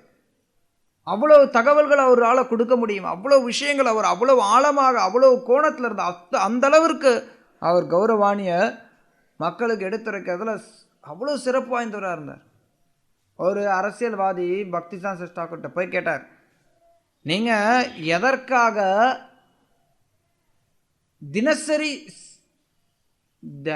தினசரி செய்தித்தாள் நடத்துறீங்க? செய்தித்தாள் மாதிரி தினசரி ஒன்று நடத்துவார் அவர். தினசரி ஆன்மீக பத்திரிகை. அவர் போய் கேட்பார், நீங்கள் எப்படி தினசரி ஆன்மீக பத்திரிகை நடத்துகிறீங்க? நாடு சுதந்திரத்துக்காக கஷ்டப்பட்டு இருக்கு, நாங்கள் தினசரி நடத்துகிறோம். சரி, நீங்கள் ஒன்றத்துக்கு ஆன்மீகத்துக்கு தினசரி தேவையா அப்படிம்பார். அப்போ பக்திசித்தாந்த சரஸ்வதி தாக்கூர் சொல்லுவார், இந்த உலகம் ரொம்ப பெருசு, நம்ம நினச்சிட்டு இருக்கோம், தூங்கக்கூடாது. இந்த உலகம் ரொம்ப பெருசு நம்ம நினச்சிட்டு இருக்கோம். ஆனால் இந்த உலகத்திலேயே நம்மளுடைய இந்தியா அப்படிங்கிறது ஒரு சின்ன நாடு தான். சின்ன நாடு இந்தியா அப்படிங்கிறது உலகத்தோடு ஒப்பிடும்போது. ஆனால் நம்ம பார்க்கக்கூடிய உலகம் அப்படிங்கிறது பூமண்டலத்தோடு ஒப்பிடும்போது ஒரு சின்ன பகுதி தான். அதுவே இந்த பிரபஞ்சத்தோடு ஒப்பிடும்போது ரொம்ப சின்ன பகுதி தான். இந்த பிரபஞ்சமே உலகத்தில் இருக்கக்கூடிய பிரபஞ்சங்களோடு ஒப்பிடும்போது மிகச்சிறிய பகுதி, ஒரு சின்ன பிரபஞ்சமாக. நம்ம பிரபஞ்சம் தான் இருக்கிறதுல சின்ன பிரபஞ்சம்னு சொல்லுது. நம்ம பிரம்மாவுக்கு 4 தலை இருக்குது. சில பிரம்மாக்கள் 6 தலை, 8 தலை, 10 தலை, 1000 தலை பிரம்மாலாம் இருக்கிறாங்க. ஏன்னா நம்மளுடைய பிரபஞ்சம் சின்னதாக இருக்கிறனால நம்ம பிரம்மாவுக்கு 4 தலை. ஆனால் இது எல்லாம் சேர்ந்து கிருஷ்ணர் சொல்கிறார், என்னுடைய சக்தியில் 1/4 கால் பாகங்கிறார். அப்போ கிருஷ்ணருடைய சக்தி எவ்வளோ பெருசு, கிருஷ்ணருடைய ஆன்மீக உலகம் எவ்வளோ பெருசு. இந்த இவ்வளோண்டு சின்ன இந்தியாவுக்குள்ளார ஒரு குறிப்பிட்ட காலகட்டத்துக்கு தற்காலிகமாக நடக்கக்கூடிய விஷயங்களை தெரியப்படுத்துறதுக்காக நீங்கள் இந்தியா முழுக்க அத்தனை தினசரி இருக்கிற பட்சத்தில் இது எல்லாத்துக்கும் மேலே மிகப்பெரிய ஆன்மீக உலகம், மிகப்பெரிய ராஜ்யம் அது, அதனுடைய செய்திகளை நாங்கள் தினசரியாக வெளியிட முடியாதான்னு கேட்டார். அவர் சொன்னார், தினசரி இல்லை, ஒவ்வொரு க்ஷணமும் எங்களால் பத்திரிகை கொடுக்க முடியும், ஆனால் மக்கள் அதை பெறதுக்கு தயாராக இல்லை, அதனால நாங்கள் தினசரி வெளியிடுறோன்னு. ஒவ்வொரு க்ஷணமும் என்னால் பத்திரிகை கொடுக்க முடியும்னு. ஒவ்வொரு க்ஷணமும் பேசிகிட்டே இருப்பார். அந்த அளவுக்கு அவர்கிட்ட கௌரவாணியினுடைய சக்தி உள்ள இருந்தது. எத்தனை பிரிண்டிங் ப்ரெஸ், இப்போ மாதிரி எளிமையானது கிடையாது. அந்த காலத்தில் பிரிண்டிங் ப்ரெஸ் வைக்கிறதுங்கிறது அவ்வளோ எளிமையான விஷயம் கிடையாது, அவ்வளோ சாதாரணமானது கிடையாது. பேப்பர் கிடைக்காது, ப்ரெஸ்ஸு நீங்களே வச்சு தான் ஓட்டணும், எவ்வளோ கஷ்டப்பட. பிரிண்டிங் அவர் சொல்ல பிரச்சாரம், பிரிண்டிங் ப்ரெஸ்ஸுங்கிறது பிருகத் மிருதங்கம், மிகப்பெரிய மிருதங்கம். நம்ம இங்கே மிருதங்கத்தை வச்சு அடித்தோம்னா கொஞ்சம் தூரத்துக்கு கேட்கும். பிருகத் மிருதங்கம் பிரிண்டிங் ப்ரெஸ் வச்சு அடித்தோம்னா எங்கே வேணாலும் அது போகும். கௌரவாணியை உலகம் முழுக்க கொண்டு வரதில் அவர் அவ்வளோ தீவிரமாக இருந்தார். பல மொழிகளில் பத்திரிகை அச்சடித்தாங்க. இங்கிலீஷில் அப்போ இங்கிலீஷ் படிக்கிறவங்களே ரொம்ப கம்மி இந்தியாவில், ஆனால் இங்கிலீஷில் பத்திரிகை அடிப்பாங்க. இங்கிலீஷில் பத்திரிகை அடிக்கிறது சாதாரண பத்திரிகை கிடையாது, ரொம்ப ஆழமான தத்துவங்களை சொல்லி தருவார் ஹார்மோனிஸ்டில். அதுக்கப்புறம் வங்காளத்தில் கௌடியா பத்திரிக்கை, ஹிந்தியில், இன்னும் 2-3 மொழிகளில் அவர் அஸ்ஸாமீஸில், இது மாதிரி ஒடியா, அஸ்ஸாமீஸ், ஹிந்தி, இங்கிலீஷ், பெங்காலி, 5 மொழிகளில். பெங்காலியில் தான் தினசரி நாளிதழும் வருது. அப்படி நாதிய பிரகாஷ், தினசரி நாளிதழுடைய பேர் நாதிய பிரகாஷ். அந்த மாதிரி பக்தி சித்தாந்த தாக்கூர் பிரச்சாரம் பண்ணுவார். கௌரவாணியை இடைவிடாமல் சொல்லுவார். அவருடைய சிஷ்யர் ஒருத்தர் இருப்பார், இவர் என்னெல்லாம் உபன்யாசம் பேசிகிட்டே இருப்பார் பக்தி சித்தாந்த தாக்கூர். அது எல்லாத்தையும் ஷார்ட் ஹேண்ட் வச்சு எழுதுவார் அவருடைய சிஷ்யர் ஒருத்தர். ஷார்ட் ஹேண்ட் தெரியுமா? இன்றைக்கி எல்லாம் மறந்து போச்சு. இன்றைக்கி யாரும் ஷார்ட் ஹேண்ட் யூஸ் பண்ணுறது கிடையாது, எல்லாம் டிரான்ஸ்கிரிப்ஷன் வந்துருச்சு. எப்படியோ டிக்டேட் பண்ணிட்டு போ, நான் அப்புறமா பார்த்து டைப் பண்ணிக்கிறேன்னு சொல்லிடுறாங்க, ரைட்? ஆனால் அந்த காலத்தில் ஷார்ட் ஹேண்டுன்னு ஒரு ஃபங்க்ஷன் இருந்தது. இப்பயும் சில பேர் யூஸ் பண்ணுறாங்க, பட் ரொம்ப கம்மி. ஷார்ட் ஹேண்டில் அவர் எழுதுவார். அவருடைய சிஷ்யர் அவர் பாட்டு உபன்யாசம் கொடுத்துட்டே இருப்பார், பேசிகிட்டே இருப்பார். ஒருத்தர் எழுதுவார், எழுதிட்டு அப்புறம் அவர் அதை அப்படியே புத்தகத்தில் பப்ளிஷ் பண்ணிகிட்டே இருப்பார், பத்திரிகையில். அப்படி பக்தி சித்தாந்த தாக்கூர் கௌரவாணி அவர்கிட்ட அவருடைய சதான் இங்கே சொல்ல, அதனால தான் அவருடைய பிரணாமந்திரத்தை சொல்லப்படுறது கௌரவாணி ஸ்ரீ மூர்த்தி. அவருடைய மொத்த ரூபமே கௌரவாணியினுடைய ஸ்வரூபமாக அவர் இருக்கிறார். சைத்தன்ய மகாபிரபுனுடைய ஸ்வரூபம் சைத்தன்ய மகாபிரபு எதற்காக வந்தார்? அவர் உன்னதோஜ்வல ரச சபக்தி ஸ்ரீயம். சைத்தன்ய மகாபிரபுடைய வருகையை பற்றி சொல்லும்போது ஸ்ரீ சைத்தன்ய சரிதாமிரத்தில் சொல்லப்படுது, அவர் உன்னதோஜ்வல ரச, உஜ்வல ரச, உன்னத உஜ்வல ரச, மிக உயர்ந்த உஜ்வல ரச, மிக உயர்ந்த ரசத்தை கொடுப்பதற்காக சைத்தன்ய மகாபிரபு இந்த உலகத்தில் அவதரித்தார். ராதாகிருஷ்ணருக்கு இடையில் இருக்கக்கூடிய மிக உயர்ந்த ரசத்தை பற்றி விளக்குவதற்காக அவர் இந்த உலகத்தில் தோன்றினார். அவருடைய அந்த அதே விஷயத்தை ரூப கோஸ்வாமி கொடுத்ததின்படி சில பக்தி சித்தாந்த தாக்கூர் விளங்குறார். அதனால தான் சொல்லப்படுது மாதுரிய ஜல பிரேமாத்திய ஸ்ரீரூபானுக பக்திதா. ரூபானுகர், நம்ம எல்லாரும் ரூபானுகர்னு அழைக்கப்படுறோம். ஸ்ரீ சைத்தன்ய மகாபிரபுனுடைய வழியில் எவ்வளோ ஸ்ரீ சைத்தன்ய மகாபிரபுடைய சகாக்கள் எத்தனையோ பேர் நீங்கள் பார்க்கலாம். சைத்தன்ய சரிதாமிரத்தினுடைய ஆரம்பத்தில் கிருஷ்ணதாஸ் கவிராஜ் கோஸ்வாமி ஒரு பெரிய பட்டியலிடுறார். சைத்தன்ய மகாபிரபு ஒரு மரத்தினுடைய வேர், சைத்தன்ய மகாபிரபு அப்படிங்கிற ஒரு மரத்திற்கு அதனுடைய கிளைகளாக எத்தனையோ பேர் இருக்காங்க. இந்த கிளை இவர், இத்தனை நம்பரோடைய கிளை இவர் அப்படின்னு சொல்லி ஒரு பெரிய பட்டியலை கொடுக்குறார் கிருஷ்ணதாஸ் கவிராஜ் கோஸ்வாமி. அதில் குறிப்பாக ரூபானுக ரொம்ப சிறப்பு வாய்ந்தவர். சைத்தன்ய மகாபிரபுடைய சகாக்கள்ல ரூப கோஸ்வாமி மிக மிக சிறப்பு வாய்ந்தவர். ரூப கோஸ்வாமி சைத்தன்ய மகாபிரபுடைய மனோபிஷ்டம், அவருக்கு உள்ள அவருடைய இதயத்தில் என்ன ஆர்வம் இருந்ததோ அதை சைத்தன்ய மகாபிரபு அதை ரூப கோஸ்வாமி புரிந்திருந்தார். சைத்தன்ய மகாபிரபுனுடைய விஷயங்களை புரிந்தவர் யாருன்னா ஸ்வரூப் தாமோதர். ஸ்வரூப் தாமோதர் மகாபிரபு என்ன நினைக்கிறார் அப்படிங்கிறத அவரால் மகாபிரபுடைய பாவம் என்ன, அவருக்கு என்ன இந்த நேரத்தில் தேவை, அவருக்கு என்ன பண்ணால் மகாபிரபு அவருடைய பிரேமை இன்னும் அதிகரிக்கும், அதெல்லாமே ஸ்வரூப் தாமோதருக்கு தெரியும். ஸ்வரூப் தாமோதர் அந்த அளவிற்கு மகாபிரபுடைய மனோபிஷ்டத்தை முழுமையாக கிரகித்தவர். அதே மாதிரி ரூப கோஸ்வாமியும் கிரகித்தவர். அதனால தான் சொல்லப்படுது, ஸ்ரீ சைத்தன்ய மனோபீஷ்டம் ஸ்தாபிதம் ஏன பூதலே ஸ்வயம் ரூப கதாமாகும் ததா ஆதி சுபதாந்திகம். ரூப கோஸ்வாமி பற்றி சொல்லும்போது சொல்லப்படுது, ரூப கோஸ்வாமி ஸ்ரீ சைத்தன்யருடைய மனோபிஷ்டம், அவருடைய உள் விருப்பம், அவருடைய மனதினுடைய ஆசைகள், அவருடைய எண்ணம் என்னவோ அதை ஸ்ரீ சைத்தன்ய மனோபிஷ்டம் ஸ்தாபிதம் ஏன பூதலே ஸ்வயம் ரூப கதாமாகும் ததா ஆதி சுபதாந்திகம். இன்னொன்றும் சொல்லுவார், அதாவது ஸ்ரீ சைத்தன்யருடைய மனோபிஷ்டம், அவருடைய மனோபிஷ்டம் என்ன, மக்கள் ராதாகிருஷ்ணருடைய பிரேமையை மக்களுக்கு கொடுக்கணும் அப்படிங்கிறது சைத்தன்ய மகாபிரபுடைய மனோபிஷ்டம். இதை ரூப கோஸ்வாமி தெளிவாக கைப்பற்றியிருந்தார். அதே சமயத்தில் பக்திசான் சரஸ்வதி தாக்கூர் இன்னொன்று வெளிக்காட்டுவார், சைத்தன்ய மகாபிரபுனுடைய இன்னொரு மனோபிஷ்டம் இருக்கு.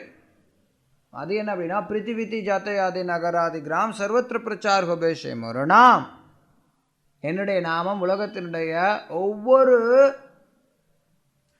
ஒவ்வொரு நகரத்திலும், ஒவ்வொரு கிராமத்திலும், ஒவ்வொரு மூலை முடுக்குகளிலும் பரவணும்னு சொல்லி சைத்தன்ய மகாபிரபு பிரியப்பட்டார். அதுவும் அவருடைய மனோபீஷ்டங்களில் ஒன்று. சைத்தன்ய மகாபிரபுனுடைய மனோபீஷ்டங்களில் ஒன்று. அதை சில பக்திசான் சரஸ்வதி தாக்கூர் முன்னின்று கொண்டு போனார். ரூபானுகராக இருந்து, ரூப கோஸ்வாமியுடைய வழியில் இருந்து அவர் இந்த காரியத்தை முன்னன்னு கொண்டு போனார்.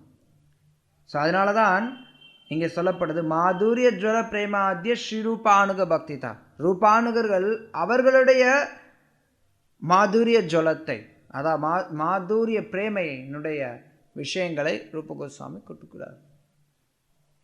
வித்தியாசம் இருக்கு.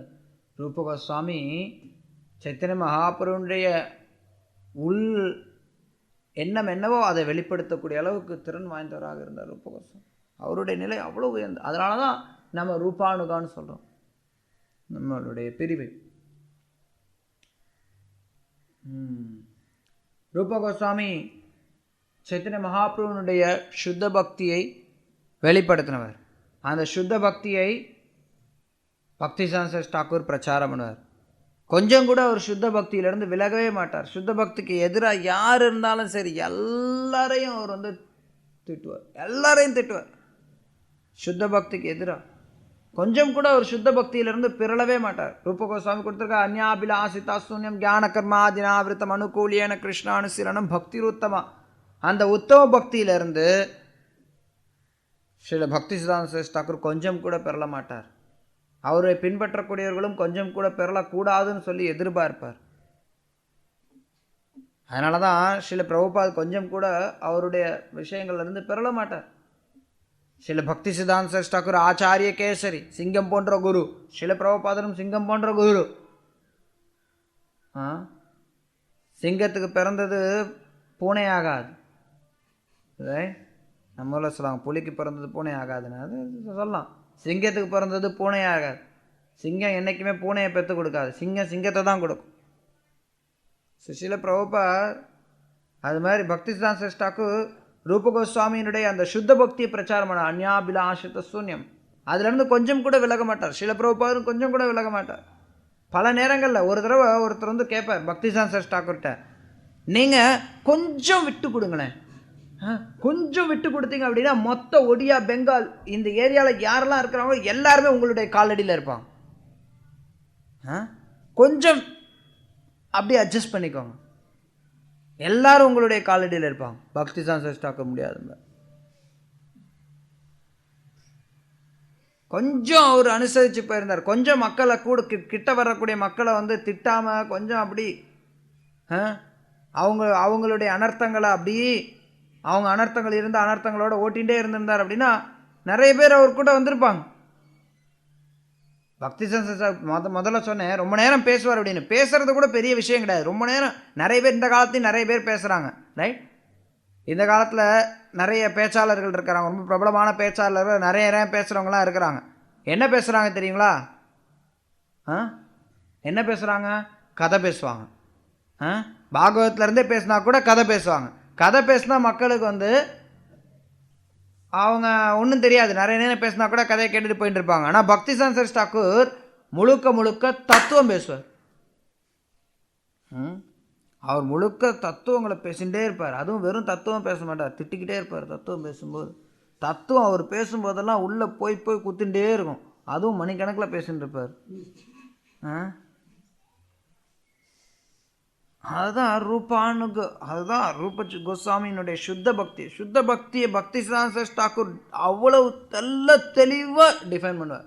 இது சுத்த பக்தி, இது அசுத்த பக்தி, இது கலப்படமான பக்தி. அவ்வளோ தெளிவாக கொடுப்பார். எல்லா இடத்துலையும் தெளிவாக கொடுப்பார். அவர் சொல்லுவார்,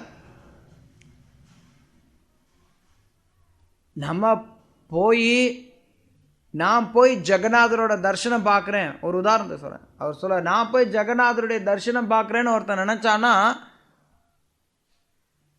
அவன் சுத்த பக்தியில் இல்லை. ஜெகநாதரை பார்க்கறது மூலமாக நான் என்ஜாய் பண்ணுறேன்னு நினைக்கிறான். ஜெகநாதர் மட்டும்தான் அனுபவிக்கக்கூடிய, அவர் என்னை பார்த்து அவர் ஆனந்தம் அடையணும். அவருடைய சேவகன் நான், என்னுடைய சேவகன் அவர் கிடையாது. இதுதான் சுத்த பக்தியினுடைய தாத்பரியம். இது அவர் எந்த அளவிற்கு ஆழமாக கொண்டு போவார் அப்படின்னா, ஒருத்தர் யாருமே அவர்கிட்ட கொஞ்சம் கூட ஒரு பிறண்டு இருந்ததுன்னா நிற்க முடியாது. 100% சுத்தமான பக்தியோடு இருக்கிறவங்க அவர்கிட்ட வர முடியும். ஞாபிலாஷித சூன்யத்தினுடைய அதான் அவ்வளவு ஆழமாக அவ்வளவு தெளிவாக அவர் எடுத்துரைக்கக்கூடியவராக இருந்தார். அதே மாதிரி இந்த சுத்த பக்தியிலிருந்து கொஞ்சமாவது விலகி போச்சு அப்படின்னா அந்த விலகின விஷயங்களை அவர் அவ்வளவு பயங்கரமாக எதிர்ப்பார். ஸ்ரீரூபானுக விருத்த அப்பசித்தாந்த துவந்தஹரி. அதாவது இவர் என்ன பண்ணுவார்னா, யாராவது அப்பசம்பிரதாயம், அதாவது சைத்தன்ய மகாபிரபு கொடுத்துருக்கக்கூடிய இந்த சுத்த பக்தியிலேருந்து பல பேர் விலகி போனாங்க. பல பேர் அதில் எல்லாமே மேலோட்டம் பார்க்குறதுக்கு அப்படியே தான் இருக்கும். ஆனால் ஏதாவது ஒன்று அவங்கக்கிட்ட தவறு இருக்கும். அப்பையும் அவர் அந்த விருதம், இது தவறு, நீ மக்களை திசை திருப்புற அப்படிங்கிறத சுத்தியல் வச்சு அடிக்கிற மாதிரி அடிப்பார். சும்மா சொல்ல மாட்டார். ஒரு தடவை பார்த்தீங்கன்னா, ஒரு அப்பசம்பிரதாயத்தினுடைய ஒரு பத்திரிகை ஒன்றில் பக்திசிதாந்த சரஸ் தாக்கூர் செய்யக்கூடிய சேவைகள் எல்லாம் பாராட்டி ஒரு கட்டுரை எழுதியிருந்தாங்க. அப்பசம்பிரதாயத்தினுடைய ஒரு பத்திரிகை ஒன்றில் இவரை பாராட்டி ஒரு கட்டுரை எழுதியிருந்தாங்க. பக்திசிதாந்த சரஸ் தாக்கூர் என்ன பண்ணார்னா, அந்த கட்டுரைக்கு பதில் கட்டுரை எழுதினார் கௌடிய பத்திரிகையில். என்ன எழுதினார்? சரி நீங்கள் என்ன புகழ்ந்திருக்கீங்க, சரி நீங்கள் என்ன என் முதுகை சொரிஞ்சு விட்டீங்க, நான் உங்கள் முதுகை சொரிஞ்சு விட்றேன் அப்படிங்கிறது கிடையாது. பக்திசிதாந்த சரஸ் தாக்கூர் அவர் எங்களை நீங்கள் பாராட்டி இருக்கிறீங்க, சரி, ஆனால் நீங்கள் ஏன் இந்த மாதிரி இருக்க மாட்டேங்கிறீங்க? நீங்கள் ஏன் இந்த மாதிரி மக்களை திசை திருப்புறீங்க? ஏன் மக்களை இந்த மாதிரி ஏமாத்துறீங்க? உங்ககிட்ட இந்த தப்பு இருக்குது, அந்த தப்பு இருக்குது, வரிசையாக பக்கமாக அடுத்தடுத்த ஆர்டிக்கல். உங்ககிட்ட என்ன பிரச்சனை? இதுதான் உங்ககிட்ட இருக்கக்கூடிய பிரச்சனை, இதுதான் எங்ககிட்ட இருக்கக்கூடிய பிரச்சனை. என்ன நீங்கள் புகழ்றதுனால உங்களை நான் திட்டத்தை நிறுத்துவேன்னு நினைக்காதீங்க. நான் திட்டிகிட்டே தான் இருப்பேன் உங்களை. நீங்கள் மாறுற வரைக்கும் நான் உங்களை திட்டிகிட்டே தான் இருப்பேன். அது பக்திசிதாந்த சரஸ் தாக்கூர். பொதுவாக மக்கள் நினைப்பாங்க, அவங்க நம்மளை புகழ்ந்தாங்க அப்படின்னா சரி ஏதோ நம்மளை அவங்களும் அக்செப்ட் பண்ணிக்கிறாங்க, நம்ம கொஞ்சம் அப்படி இப்படி போகலாம் அப்படின்னு நினைப்பாங்க. அப்படி இப்படிலாம் கிடையாது. இப்படின்னா இப்படி தான், நீ செய்கிறது தப்பு, நான் செய்கிறது கரெக்டு. இன்றைக்கி கார்ப்பரேட் கல்ச்சரில் பார்த்தீங்கன்னா ஒன்று சொல்லுவாங்க, I am okay you are ஓகேம்பாங்க. நீ செய்கிறது சரி, நான் செய்கிறதும் சரி. ஆனால் ஆச்சாரியர் பிரபுபாதும் அதே மாதிரி தான். பிரபுபாதோடைய ஸ்ட்ராட்டஜி என்னென்னா, ஐ am okay you R not okay. நான் சரி, நீ தப்பு. நீ தப்புனா நீ தப்பு தான். அங்கே எங்கேயும் விட்டு கொடுக்கறதுக்கு இடமே கிடையாது. பக்திசிதாந்த சரஸ் தாக்கூருடைய சில நேரங்களில் அதாவது எந்த அளவுக்கு அவர் அப்பசம்பிரதாயத்தை எதிர்த்து எந்த அளவுக்கு நின்னார் அப்படின்னா, அவரை கண்ட பயந்து ஓடுவாங்க. அவர் பேச ஆரம்பித்தார் அப்படின்னா தாங்க முடியாதுன்னு சொல்லிட்டு பயந்து ஓடுவாங்க. இன்னொரு பக்கம் பார்த்தீங்கன்னா, இவர் இருந்தார்னா பிரச்சனைன்னு சொல்லி அவரை கொல்றதுக்கு தயார் பண்ணான். அவரை கொல்றதுக்கு ஏற்பாடுகள்லாம் செஞ்சான். ஒரு தடவை அவருடைய வேற மாறு வேடத்தில் அவர் தப்பிக்க வேண்டிய சூழ்நிலை வந்தது. அவரை வேற சிஷ்யர்கள் அவரை அனுப்பி வச்சாங்க. அந்த மாதிரி அவர் கொல்றதுக்கெலாம் ஏற்பாடு பண்ணாங்க. அவர் விருந்தாவனத்தில் பிரயாணம் மேற்கொண்டார். அந்த பரிக்கிரமா பண்ணார், பரிக்கிரமா கூட்டு பண்ணார் விருந்தாவனத்தில். இவர் வராருன்னு சொல்லிட்டு எல்லா கோயிலையும் இழுத்து மூடிட்டாங்க. ஏன்னா இவர் சொல்ல, விருந்தாவனத்தில் இருக்கக்கூடிய நீங்கள் எல்லாரும் மக்களை ஏமாத்துறீங்கன்னு. விருந்தாவனம் முழுக்க நான் வந்தேன், ஒரு சுத்த பக்தர் கூட இல்லைன்னார். விருந்தாவனம் முழுக்க வந்துட்டேனா, சுற்றி வந்துட்டேன், ஒரு சுத்த பக்தர் கூட இல்லை, நீங்களாம் என்னத்துக்கு கோயில் வச்சு நடத்துறீங்கன்னு இவர் திட்டுவார். அதனால கோயிலில் தரிசனத்தை கூட இவர் அலோவ் பண்ணாமல் கதவெல்லாம் சாத்திடுவான். எப்பவுமே அது இருக்கு. யாரெல்லாம் உண்மைக்கு எதிராக அதாவது போலியான பக்திக்கு எதிராக புரட்சி ஆரம்பிக்கிறாங்களோ எதிர்ப்பு கண்டிப்பாக வரும். இஸ்கானில் கூட நீங்கள் பார்க்கலாம். நம்ம இஸ்கானில் கூட நீங்கள் ஏதாவது உண்மை எடுத்து சொன்னீங்க அப்படின்னா நிறைய பேருக்கு பிடிக்காது. உண்மையை சொல்லும்போது நிறைய பேருக்கு பிடிக்காது. நீ இந்த பக்கம் வராது, அந்த பக்கம் போகாதுன்னு சொல்லி சொல்கிறதுக்கு ஆளுங்க நிறைய பேர் இருக்கிறாங்க. ஸோ அது என்றைக்குமே இருக்கக்கூடியதுதான். பக்திசான் சரஸ் தாக்கூரும் சந்தித்தார், இந்த விஷயங்களை அவர் சந்தித்தது. பக்திசான் சரஸ் தாக்கூர் அவருக்கு அனுமதி கொடுக்கப்படலை பல நேரங்களில். ஏன்னா அவர் உண்மையில் பக்திசான் சரஸ் தாக்கூர் பூரியில் இருந்தார். அவர் பூரியில் இருந்தப்ப நீங்கள் பார்க்கலாம், அந்த இடத்துல பேர் என்ன மறந்து போச்சு, நல்ல பேர். பூரியில் இன்னைக்கு இஸ்கான் இருக்கு. இன்னைக்கு பூரியில் இருக்கக்கூடிய இஸ்கான் பக்திவினோத் தாக்கூருடைய பஜன் குட்டீர். அந்த பஜன் குட்டீர் அங்கே தான் பக்திசான் சரஸ் தாக்கூர் வாழ்ந்து வந்தார். அங்கே இருந்தப்ப பூரியில் ஒரு பிரபலமான ஒரு குரு இருந்தார். அந்த பிரபலமான குருவுக்கு அவருடைய அப்பசம்பிரதாய கருத்துக்கு எதிராக பக்திசான் சரஸ் தாக்கூர் நிறைய பேசுவார். அந்த ஊரே ஒரு பெரிய ஒரு பிரச்சனைக்குரிய ஸ்தலம் ஆயிடுச்சு. பக்திசான் சரஸ் தாக்கூர் அங்கே இருக்கிறதே பிரச்சனைக்குரிய ஸ்தலம் ஆயிடுச்சு. அந்த சூழ்நிலையில் பக்திசான் சரஸ் தாக்கூரை அவரை அவங்களால இவரை தத்துவ ரீதியாக சமாளிக்க முடியாது. இவர் என்னவோ ஏதோ கரெக்டாக சொல்லுவார், அவங்களால அதை ஏற்றுக்க முடியாது. நாங்கள் இப்படி தான் எங்களை விட்டுருங்கன்னாலும் இவர் விடமாட்டார். அதனால என்ன பண்ணுறதுன்னு தெரியல. அவர் இவருடைய உடலுக்கு ஏதாவது பிரச்சனை வந்துடும், இவரை கொன்னரலாம், இவரை ஏதாவது பண்ணிடுவாங்க அப்படிங்கிறனால பக்திவினோத் தாக்கூர் இவரை மாயாப்பூருக்கு போகணும் அனுப்பி வைப்பார். பூரியில் இருந்து அந்த அளவுக்கு அவரை அணுக முடியாது. விருத்த அபசித்தாந்த ரூபானுகர் சைத்தன்ய ரூபா கோஸ்வாமி கொடுத்த விஷயங்களுக்கு எதிரானது இருந்ததுன்னா தந்தஹரி அதை முற்றிலுமா அவர் அடித்து துவம்சம் பண்ணுவார்னு சொல்லலாம். அந்த அளவிற்கு பக்தி சித்தாந்த சரஸ் தாக்கூர் நான் பார்க்கலாம். சில பிரபு அதே தான் பண்ணுவார். பெரிய பெரிய ஆளுங்க பிரபுபாத, அதாவது ஒவ்வொரு ஆச்சாரியர்களும் வெவ்வேறு விதமான சவால்களை சந்திக்க வேண்டியிருந்தது. நம்ம பார்க்கலாம், ராமானுஜாச்சாரியார் அவருடைய பிரச்சாரத்தில் பார்த்தோம் அப்படின்னா பெரும்பாலும் அத்வைதத்தை அவர் தாக்குறது தான் அவருடைய முக்கியமான பிரச்சாரமாக இருந்தது. மத்வாச்சாரியரும் பார்த்தோம் அப்படின்னா அத்வைதத்தை தாக்குறது தான் அவருடைய முக்கியமான பிரச்சாரமாக இருந்தது.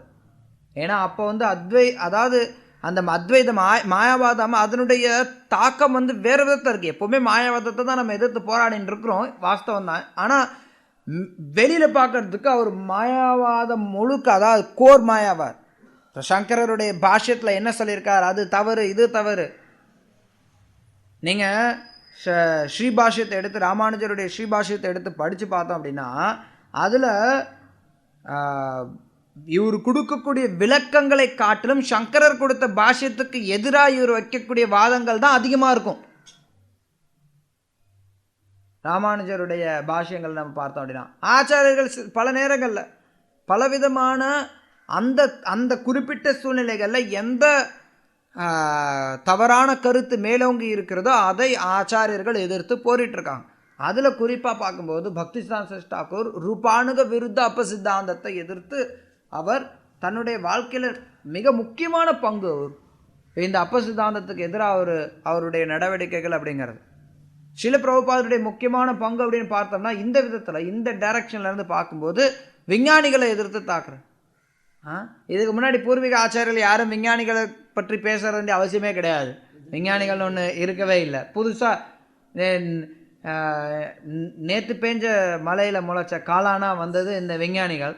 ஸோ நேற்று அந்த சேத்துல முளைச்ச காளா மாதிரி இதுங்கெல்லாம் இந்த விஞ்ஞானிகள் புதுசாக வந்தாங்க. ஆனால் அந்த விஞ்ஞானிகளுடைய தாக்கம் மக்கள் மத்தியில் ரொம்ப பிரபலமாக இருந்தது. பௌதிகவாதத்தினுடைய எது எது கிருஷ்ண பக்திக்கு விரோதமானதாக இருக்குதோ, எது விரோதமானவற்றில் உயர்ந்தாக இருக்கோ அதை தாக்கக்கூடியது ஒரு ஆச்சாரியருடைய பணியாகும். அந்த விதத்தில் சில பக்திசாந்த தாக்கூர் அந்த அப்பசம்பிரதாயங்களை எதிர்த்து உண்மையில் போர் தொடுத்தார்னே சொல்லலாம். அவர் சொல்லுவார், ஜாத கோஷாய் ஜாதி கோஸ்வாமிகள் எல்லாம் பரம்பரை. அதாவது ஒரு சிலர் என்னன்னா, யாருடைய ஒரு குரு இருப்பார், அவருடைய பையன் அடுத்த குரு, அவருடைய பையன் அடுத்த குரு, அவருடைய பையன் அடுத்த குரு, இப்படி தான் பரம்பரையே. ஜாத கோஷாய் ஜாதியின் அடிப்படையில் கோஸ்வாமிகள். அவன் கோஸ்வாமிமா அவன் கோதாசனாக இருப்பான், முற்றிலுமாக கோதாசனாக இருப்பாங்க. ஆனால் கோஸ்வாமின்னு பேர் வச்சுருப்பாங்க, ஏன்னா கோஸ்வாமி பரம்பரையில் வந்ததும்பாங்க. நீங்கள் பார்க்குற எல்லா இடத்துலையும் பார்க்கலாம், கோஸ்வாமி பரம்பரான்னு சொல்லிட்டு இருக்கிறதெல்லாம் அப்படியே அப்பா பையன் வர்ற கேஸாக இருக்கும். அங்கே வந்து ஆன்மீக அறிவு இருக்காது, ஒரு கௌரவாணி பற்றி எதுவுமே தெரியாது. ஜாதியினால் ஒருத்தரை வந்து கோஸ்வாமி ஆக்குவாங்க. இவர் பிராமண கோஸ்வாமி, இவர் வந்து பிராமணா இருக்காங்களோ அவங்க வந்து உயர்ந்த ஸ்தானத்தை வைக்கிறது, பிறப்பினால் பிராமணர்களாக இருக்க எவ்வளவோ விஷயங்கள். இது எல்லாத்தையும் பக்திசாந்த தாக்கூர் நிராகரித்தார். ஒரு தடவை ஒரு பெரிய மீட்டிங் ஏற்பாடு பண்ணாங்க. என்ன அப்படின்னா, பிராமணரா வைஷ்ணவரா, பிராமணர் உயர்ந்தவனா வைஷ்ணவன் உயர்ந்தவனாங்கிறத பற்றி பேசுறதுக்காக. அப்போ அதில் போய் பக்திசாந்த தாக்கூர் நாள் கணக்கில் பேசினார், சில நாட்கள் பேசினார். அவர் அங்கே பேசும்போது விளக்குனார், பிராமணனா யாரு, வரிசையாக பட்டி எல்லாம் எடுத்தார், எல்லாம் போட்டார். பிராமணனா எவ்வளோ உயர்ந்தவன், நீங்கள்லாம் யாராவது பிராமணனான்னு சொல்லி 2 நாள் கழிச்சு கேட்டார். முதல்லாம் நினைச்சாங்க, பக்திசாந்த தாக்கூர் நம்மளை பற்றி இவ்வளோ பெருமையாக சொல்கிறார், பிராமணனுடைய மகத்துவங்கள் பிராமணனுடைய பெருமை எல்லாம் அவர் அவ்வளோ விழா வாரியாக பல சாஸ்திரங்கள்லேருந்து பல கோணங்கள்லேருந்து பிராமணர் எவ்வளோ உயர்ந்தவங்க அப்படிங்கிறத சொல்லுவார். சாஸ்திரம் சொல்லுது பகவான் பிராமணன் மூலமாக சாப்பிட்றார் அப்படின்னு. ரைட், வாஸ்தவம். இன்னைக்கு கூட நீங்கள் போனீங்கன்னா நிறைய கோயிலில் சொல்லுவான், பிராமணனுக்கு சாப்பாடு போட்டிங்கன்னா கடவுளுக்கு சாப்பாடு போட்டதுமா. ரைட், சாஸ்திரம் சொல்லுது, அது ஒன்றும் புதுசு கிடையாது. பிராமணனுக்கு சாப்பாடு போடணுங்கிறது சாஸ்திரத்தில் இருக்குது. அதெல்லாம் அவர் சொல்லுவார், எல்லாத்தையும் எடுத்து சொல்லுவார். பிராமணர்களை ஆஹா ஓவோன்னு பாராட்டுவார். அதுக்கப்புறம் சொல்லுவார், நீங்கள்லாம் அந்த பிராமண தகுதியில் இருக்கிறீங்களா அப்படிங்கிறது வரும்போது அவங்கெல்லாம் அப்படியே நெஞ்சில்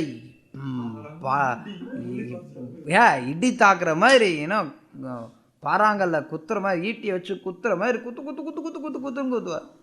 அப்புறம் சொல்லுவார், வைஷ்ணவன்னா யாருங்கிறதையும் சொல்கிறார். வைஷ்ணவன் எப்படி பிராமணனை காட்டில் உயர்ந்தவன் ஆகிறாங்கிறதையும் விளக்குவார்.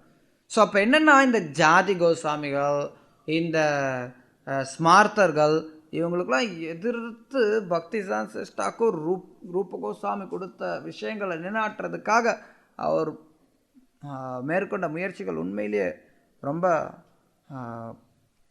ஆச்சரியமானது, வேறு யாராலும் செய்ய முடியாத ஒரு விஷயம். அதனால தான் அவர் இங்கே சொல்லப்படுற ரூபானுக விருத்த அபசித்தாந்த தொந்தஹாரினே, அந்த கௌரவாணி ஸ்ரீமூர்த்தி, அந்த சைத்தன்ய மகாபிரபுவினுடைய உபதேசங்களுடைய ஸ்ரீமூர்த்தியாக இருக்கக்கூடிய பக்திசாந்த தாக்கூருக்கு வந்தனம்னு நம்ம சொல்கிறோம். ஹரே கிருஷ்ணா. இப்போ இதோட முடிச்சுக்கிறேன். அதுக்கப்புறம் நம்ம எப்பயாவது நேரம் கிடைக்கும்போது மற்ற விஷயங்களை பற்றி பேசலாம்.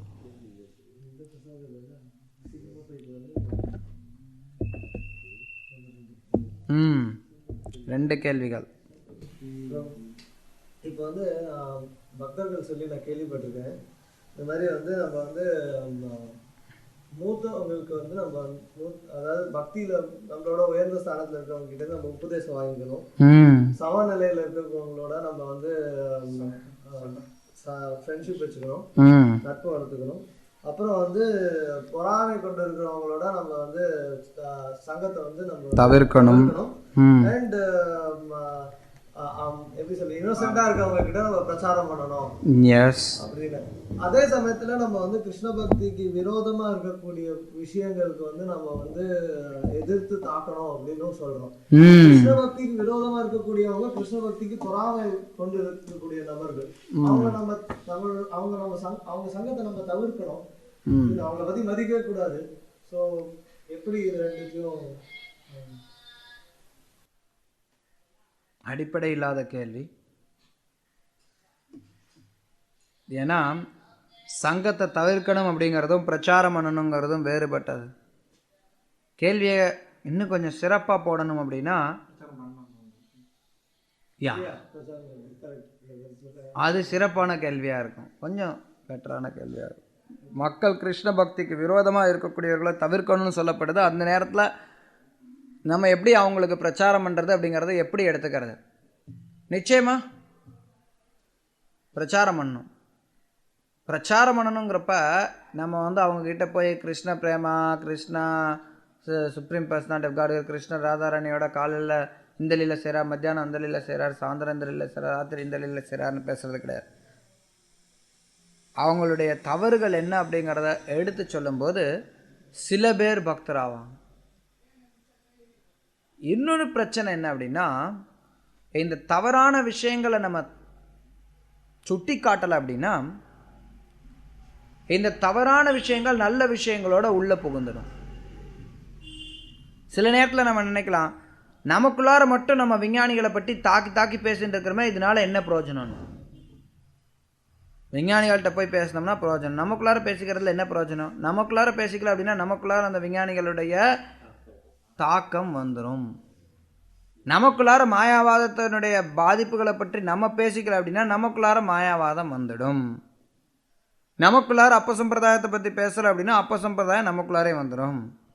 ஸோ சமுதாயத்தில் பிரச்சாரம் பண்ணும்போது சில பேர் வந்து இப்படியா அப்படியான்னு தெரியாமல் தான் எல்லாருமே இருக்கிறாங்க. எல்லார்கிட்டையும் தவறான கருத்துங்கிறது இருக்கத்தான் செய்யுது. அவன் வந்து பொறாமைனால இருக்கிறான்னு அர்த்தம் கிடையாது. அவன் இன்னசென்ட், அவன் அறியாமையில தான் இருக்கிறான். அறியாமைனால அவன் தப்பாக புரிஞ்சுட்டு இருக்கிறான். அந்த அறியாமையில் இருக்கிறவனை நீ கொஞ்சம் உழுக்குனாதான் அவன் கொஞ்சம் எழுந்திருப்பான். அவனை உழுக்கிறதுக்காக இந்த பிரச்சாரம் அவசியமாகும். வெறுமனே நம்ம வந்து கிருஷ்ண பிரேமையை பற்றி மட்டும் பேசிட்டு இருந்தோம் அப்படின்னா யாருமே பக்தராக மாட்டாங்க. பிரச்சாரம் அப்படிங்கிறது ரெண்டுமே இருக்கணும்.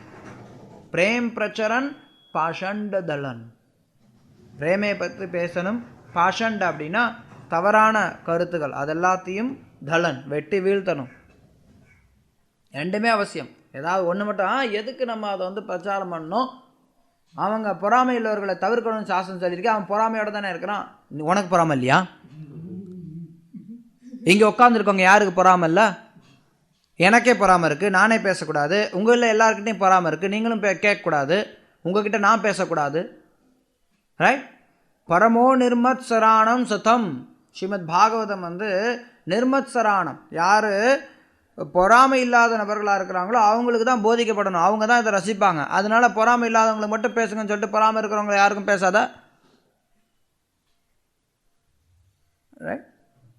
அதனால் பிரச்சாரத்தில் நிச்சயமாக எதிர்கருத்துக்களை தோற்கடிக்கிறது அப்படிங்கிறது மிக முக்கியமான பங்கு வகிக்குது. தவறான கருத்துக்களை தோற்கடிக்க செய்கிறதுங்கிறது முக்கியமான பங்கு வகிக்குது. அது இல்லை அப்படின்னா தவறு வந்து எல்லாத்துலேயும் உள்ளே புகுந்துடும்.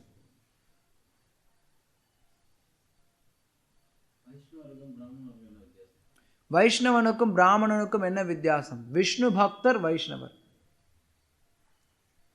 பிரம்ம ஜானதி இது பிராமணன். பிரம்மனை உயர்ந்தவர்கள் பிராமணர்கள். பிரம்மன் அப்படிங்கிறது எதா வேணாலும் இருக்கலாம். அருவ பிரம்மனை குறிக்கலாம், பகவானை கூட பிரம்மன்கிற வார்த்தை குறிக்கலாம். குறிப்பாக பிராமணன் அப்படிங்கிறவர் எதை சொல்லுதுன்னா, சத்துவ குணத்தில் இருக்கக்கூடியவர்கள். வைஷ்ணவன் அப்படிங்கிறவன் குணத்திற்கு அப்பாற்பட்டவன். வைஷ்ணவன் அப்படிங்கிற ஸ்தானம் அவ்வளோ எளிமையானது கிடையாது. நம்மளும் நினச்சக்கூடாது நான் வைஷ்ணவன் ஆகிட்டேன் அப்படின்னு. வைஷ்ணவ ஸ்தானமும் எளிமையானது கிடையாது. வைஷ்ணவன் அப்படின்னா கிருஷ்ணருக்கு பிரியமானவன், விஷ்ணுவுக்கு பிரியமானவன். அது அவ்வளவு சாதாரணமானதும் கிடையாது. வைஷ்ணவனுடைய ஸ்தானம் பிராமணனுடைய ஸ்தானத்தை காட்டிலும் உயர்ந்தது. ஏன்னா ஒரு உண்மையான வைஷ்ணவன் கிருஷ்ணருடைய நேரடி பராமரிப்பின் கீழே இருக்கிறான். அவன் சமுதாயத்தினுடைய அமைப்புக்கு அப்பாற்பட்டவன். எந்த சூழ்நிலையில் இருந்தாலும் ஒருத்தர் வைஷ்ணவனாக இருக்க முடியும். ஒருத்தர் பிராமணராக இருந்தாலும் வைஷ்ணவராக இருக்கலாம், சத்திரியராக இருந்தாலும் வைஷ்ணவராக இருக்கலாம், வைஷ்யராக இருந்தாலும் வைஷ்ணவராக இருக்கலாம், சூத்ரனாக இருந்தாலும் வைஷ்ணவனாக இருக்கலாம். பிராமணன் அப்படிங்கிறது ஒரு சமுதாயத்தில் இருக்கக்கூடிய நிலை. வைஷ்ணவன் அப்படிங்கிறது ஆன்மீகத்தினுடைய ஸ்தானம். ரெண்டுத்துக்கும் வித்தியாசம் இருக்கு. அது சொல்ல முடியாது. உண்மையில் அப்படி தான் இருக்கணும், ஆனால் சொல்ல முடியாத சூழ்நிலையில் இருக்குது. ஐயங்காரெலாம் வைஷ்ணவரான்னு கேட்குறாரு. ஐயங்காரெல்லாம் வைஷ்ணவர்னு சொல்லிடலாம் ஒரு விதத்தில், ஆனால் சொல்ல முடியாது. இப்போ இருக்கிற ஐயங்காருங்கிறது அது ஜாதி ஆயிடுச்சு, பிராமினுடைய ஒரு பிரிவு ஆயிடுச்சு ஐயங்கார் அப்படிங்கிறது. அவங்க எல்லாரும் வைஷ்ணவர்களாக செயல்படுறது கிடையாது. வைஷ்ணவன் அப்படிங்கிறவன் ஜாதிக்கு அப்பாற்பட்டவன். நம்ம பார்க்குறோம், திருப்பாணாழ்வார் அவர் ஒரு வைஷ்ணவர். ஆனால் அவர் அந்த பானை அந்த ஒரு இசைக்கருவியை தான் அவர் மீட்டின்னு இருப்பார். அது சூத்ரர்களுடைய பணி. மெலட்டாக பார்க்குறதுக்கு அவர் சூத்ரர் நினைக்கலாம், ஆனால் அவர் வைஷ்ணவர். அவர் வைஷ்ணவருங்கிறனால கிருஷ்ணருக்கு பிரியமானவர். வைஷ்ணவர் அப்படிங்கிறனால அவன் எல்லாரை காட்டிலும் உயர்ந்தவன் ஆகிறான். வைஷ்ணவேரே ஜாதி புத்தி, வைஷ்ணவர்களை ஜாதியை கொண்டு பார்க்கறது அப்படிங்கிறது பெரிய குற்றமாக சொல்லப்படுது. திருப்பாணாழ்வார் பார்க்குறோம், வைஷ்யர்கள் பார்க்குறோம், எவ்வளோ வைஷ்யர்கள், சத்திரியர்கள் பார்க்குறோம், பிராமணர்களும் பார்க்குறோம். யார் வேணாலும் பக்தியில் ஈடுபடலாம். வைஷ்ணவன் எந்த பிரிவை சார்ந்தவனாகவும் இருக்கலாம். இப்போ வைஷ்ணவன் அப்படிங்கிற நிலை வேற, பிராமண சத்திரிய வைஷ்ய சூத்ராங்கிறது வேற. இது நாளும் ஒரு கேட்டகரி, சமுதாயத்தினுடைய பிரிவுகள். பிராமண சத்திரிய வைஷ்ய சூத்ரா. வைஷ்ணவன் அப்படிங்கிறது ஆன்மீக பிரிவு, முற்றும் வேறுபட்ட ஒரு பிரிவு. ஒரு சமுதாயத்தில் ஒருத்தன் கூலி வேலை செய்கிறவனாக இருந்தாலும் டிவோட்டியாக இருக்கலாம், பக்தன் ஆகலாம். வியாபாரம் பண்ணுறவனும் பக்தன் ஆகலாம். ஆட்சியில் இருக்கக்கூடிய மந்திரி அவங்களும் பக்தன் ஆகலாம். இல்லை வேதம் படிக்கிறவங்களும் பக்தன் ஆகலாம். பக்தன் ஆகிட்டான் அப்படின்னா அவன் பக்தன். அதுதான். ஸோ இந்த 4 சமுதாய பிரிவுகள். ஒரு சமுதாயம் சீராக சிறப்பாக செயல்படணும் அப்படின்னா அந்த சமுதாயத்திற்கு பல்வேறு பிரிவினர்கள் அவசியப்படுறாங்க. சமுதாயத்துக்கு இப்போ ஒரு உடம்பு இருக்குது அப்படின்னா இந்த உடம்பு ஒழுங்காக செயல்படணும் அப்படின்னா இந்த உடம்புக்கு தலை வேணும், கை வேணும், வயிறு வேணும், கால் வேணும். இதெல்லாம் 4 முக்கியமான பகுதிகள். கை என்ன பண்ணுது? வேலை செய்யுது, அதாவது நம்மளுடைய உடல் மொத்தத்தையும் நிர்வகிக்குது. வயிறு என்ன பண்ணுது? இதுதான் நமக்கு சக்தி கொடுக்குது உடலுக்கு. கால் என்ன பண்ணுது? எங்கே போகணுமோ அங்கே நடக்குது. தலை என்ன பண்ணுது? எல்லாத்தையும் கண்ட்ரோல் பண்ணுது. ரைட்? இது மாதிரி ஒரு சமுதாயத்தினுடைய நிர்வாகத்திற்கு பிராமணர்கள் தலையை போல செயல்படுறாங்க, சத்திரியர்கள் கைகளை போல செயல்படுறாங்க, வைஷ்யர்கள் உணவு கொடுக்கக்கூடிய வயிற்று பகுதிக்கு ஒப்பிடப்படுறாங்க, சூத்திரர்கள் கால்களுக்கு ஒப்பிடப்படுறாங்க. இதில் நீங்கள் சில விஷயங்கள் இல்லாமல் இருக்க முடியும், ஆனால் தலை இல்லாமல் இருந்தோம் அப்படின்னா முண்டம், ஒன்றுத்துக்கும் பிரயோஜனம் கிடையாது. வயிற்றில் சில பிரச்சனை இருந்தால் பரவாயில்ல, கையில் சில பிரச்சனை இருந்தால் பரவாயில்ல, காலில் சில பிரச்சனை இருந்தால் பரவாயில்ல, ஆனால் தலையில் கொஞ்சம் பிரச்சனை ஆச்சுன்னா மென்டல் ஆகிடும். இன்றைக்கி சமுதாயம் ஏன் மென்டலாக இருக்குன்னா அதுக்கு காரணம் அதுதான். ஏன்னா இன்றைக்கி சமுதாயத்தில் பிராமணர்கள் கிடையாது, தலை இல்லை. தலையில் இல்லை, தலையே இல்லாமல் இருக்குது உண்மையில் சொல்ல போனால். அப்படி தலை இருக்குன்னு யாராவது நினச்சாங்கன்னா அந்த தலை மென்டல் தலையாக இருக்குது. ஸோ இது சமுதாய பிரிவுகள். வைஷ்ணவர் அப்படிங்கிறது தனி, அது ஆன்மீகம், ஆன்மீக நிலை. ஏன் கிருஷ்ண பக்தி, விஷ்ணு பக்தி, விஷ்ணு கிருஷ்ண ராம நரசிம்ம வழிபடக்கூடியவர்கள் வைஷ்ணவர். பகவானுடைய பல்வேறு ரூபங்களை வழிபடக்கூடியவர்கள் வைஷ்ணவர்.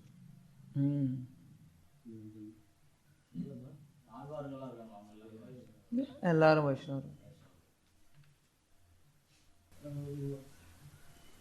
ஸ்ரீல பிரபுபாதம் பக்திசித்தாந்த சரஸ்வதி டாக்கரும் குறிப்பாக பக்திசித்தாந்த சரஸ்வதி டாக்கர் தான் வந்து கிருஷ்ண பக்தியை வந்து ஒரு இயக்க ரீதியில பிரச்சாரம் பண்ணணும் வந்து முன்ன ஆச்சாரியர்கள் செய்யாத ஒரு ஒரு ஒரு விஷயத்தை கொண்டு வந்து ஏன் வந்து இயக்கத்து வழியா கிருஷ்ண பக்தியை பிரச்சாரம் பண்றதுதான் இப்போ இருக்கிற காலகட்டத்துக்கு சிறந்தது அப்படின்னு பக்தி சித்தாந்த சரஸ்வதி டாக்கரும் பிரபுபாதரும் முடிவு பண்ணாங்க.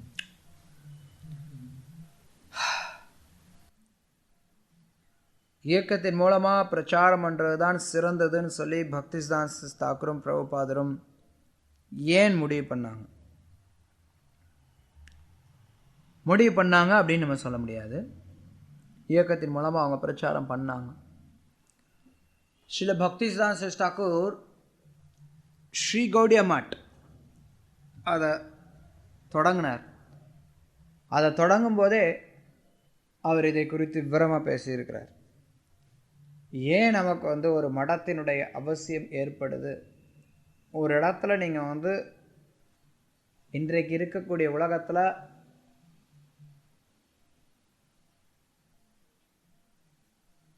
ஆர்கனைஸ்டு ப்ரீச்சிங், ஒழுங்காக நிர்வகிக்கப்பட்ட பிரச்சாரமானது நல்ல விளைவுகளை ஏற்படுத்தும். எந்த ஒரு முறையான நிர்வாகமும் இல்லாமல் ஏனாதானு பிரச்சாரம் இருந்தது அப்படின்னா அப்போ அந்த பிரச்சாரம் சிறப்பாக செயல்பட முடியாது. ஒரு நிர்வாகம்னு வரும்போது அங்கே பிரம்மச்சாரிகளை உருவாக்க முடியும், சந்நியாசிகளை உருவாக்க முடியும், பக்தர்களுக்கு ஒரு சங்கத்தை கொடுக்க முடியும். சமுதாயத்தில் பிரம்மச்சாரிகள் பிரம்மச்சாரிகளும் சந்நியாசிகளும் உருவாகணும் அப்படின்னா அதற்கு ஒரு அமைப்பு அவசியமாகும். அவர்கள்தான் வெளியில் போய் கிருஷ்ண பக்தி அதிகமாக பிரச்சாரம் செய்ய முடியும். கிரகஸ்தர்கள் பிரச்சாரம் பண்ணலாம், பண்ண முடியாதுன்னு சொல்லலாம். ஆனால் அதே சமயத்தில் அவர்களுடைய வீட்டினுடைய தேவைகள் அப்படிங்கிறது அவர்களுடைய பிரச்சார பணிகளை முடக்கி வச்சிடும். ஸோ சமுதாயத்தில் கிருஷ்ண பக்தி அடுத்த நிலைக்கு, அதாவது மக்கள் மத்தியில் பரவலாக பிரச்சாரம் பண்ணுறதுக்கு ஒரு இயக்கத்தினுடைய இயக்கம் இருக்கிறது அப்படிங்கிறது அவசியமானது. அவசியம், நிச்சயம். நம்ம பார்க்குறோம் ஸ்ரீல பிரபுபா எல்லாரும் மக்கள் எல்லாரும் பல விதங்களில் இது உதவியாகுது. பல விதங்களில் இயக்கத்தின் மூலமாக இருக்கும்போது புத்தகங்கள் விநியோகம் நடைபெறும். மக்களுக்கு எல்லாருக்கும் ஒரு அடையாளம் இருக்கும். ஸோ இதெல்லாம் அதனுடைய சில நன்மைகள். ஒரு விதத்தில் சொன்னோம் அப்படின்னா இப்போ வர்ணாசிரம சமுதாயத்தில் வந்து இயல்பாகவே பிரம்மச்சாரிகள் சன்னியாசிகள்லாம் உருவாகுது. ஆனால் இப்போ அது இல்லாததுனால அதை நம்ம நிலைநாட்டணும் அப்படின்னு வர்ற பட்சத்தில் நமக்கு ஒரு நிச்சயமா அதான் சொல்ல நிர்வாகம் அப்படிங்கிறது அவசியமாகுது. முன்னாடி சமுதாயத்தில் நிர்வாகம் அப்படிங்கிறது ராஜா பார்த்துக்கிட்டார்.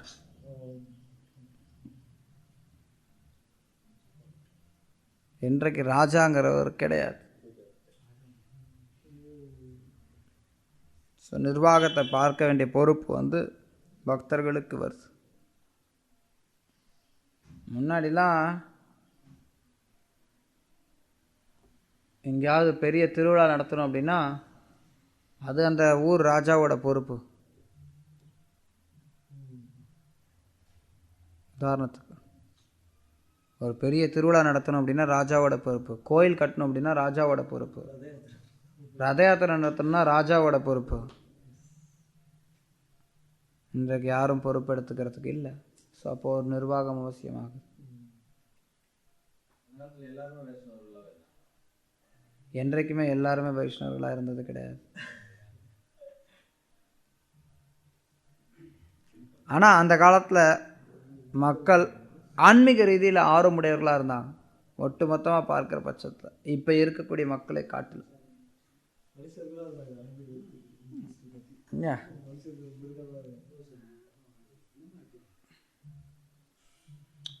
ஹரே கிருஷ்ணா.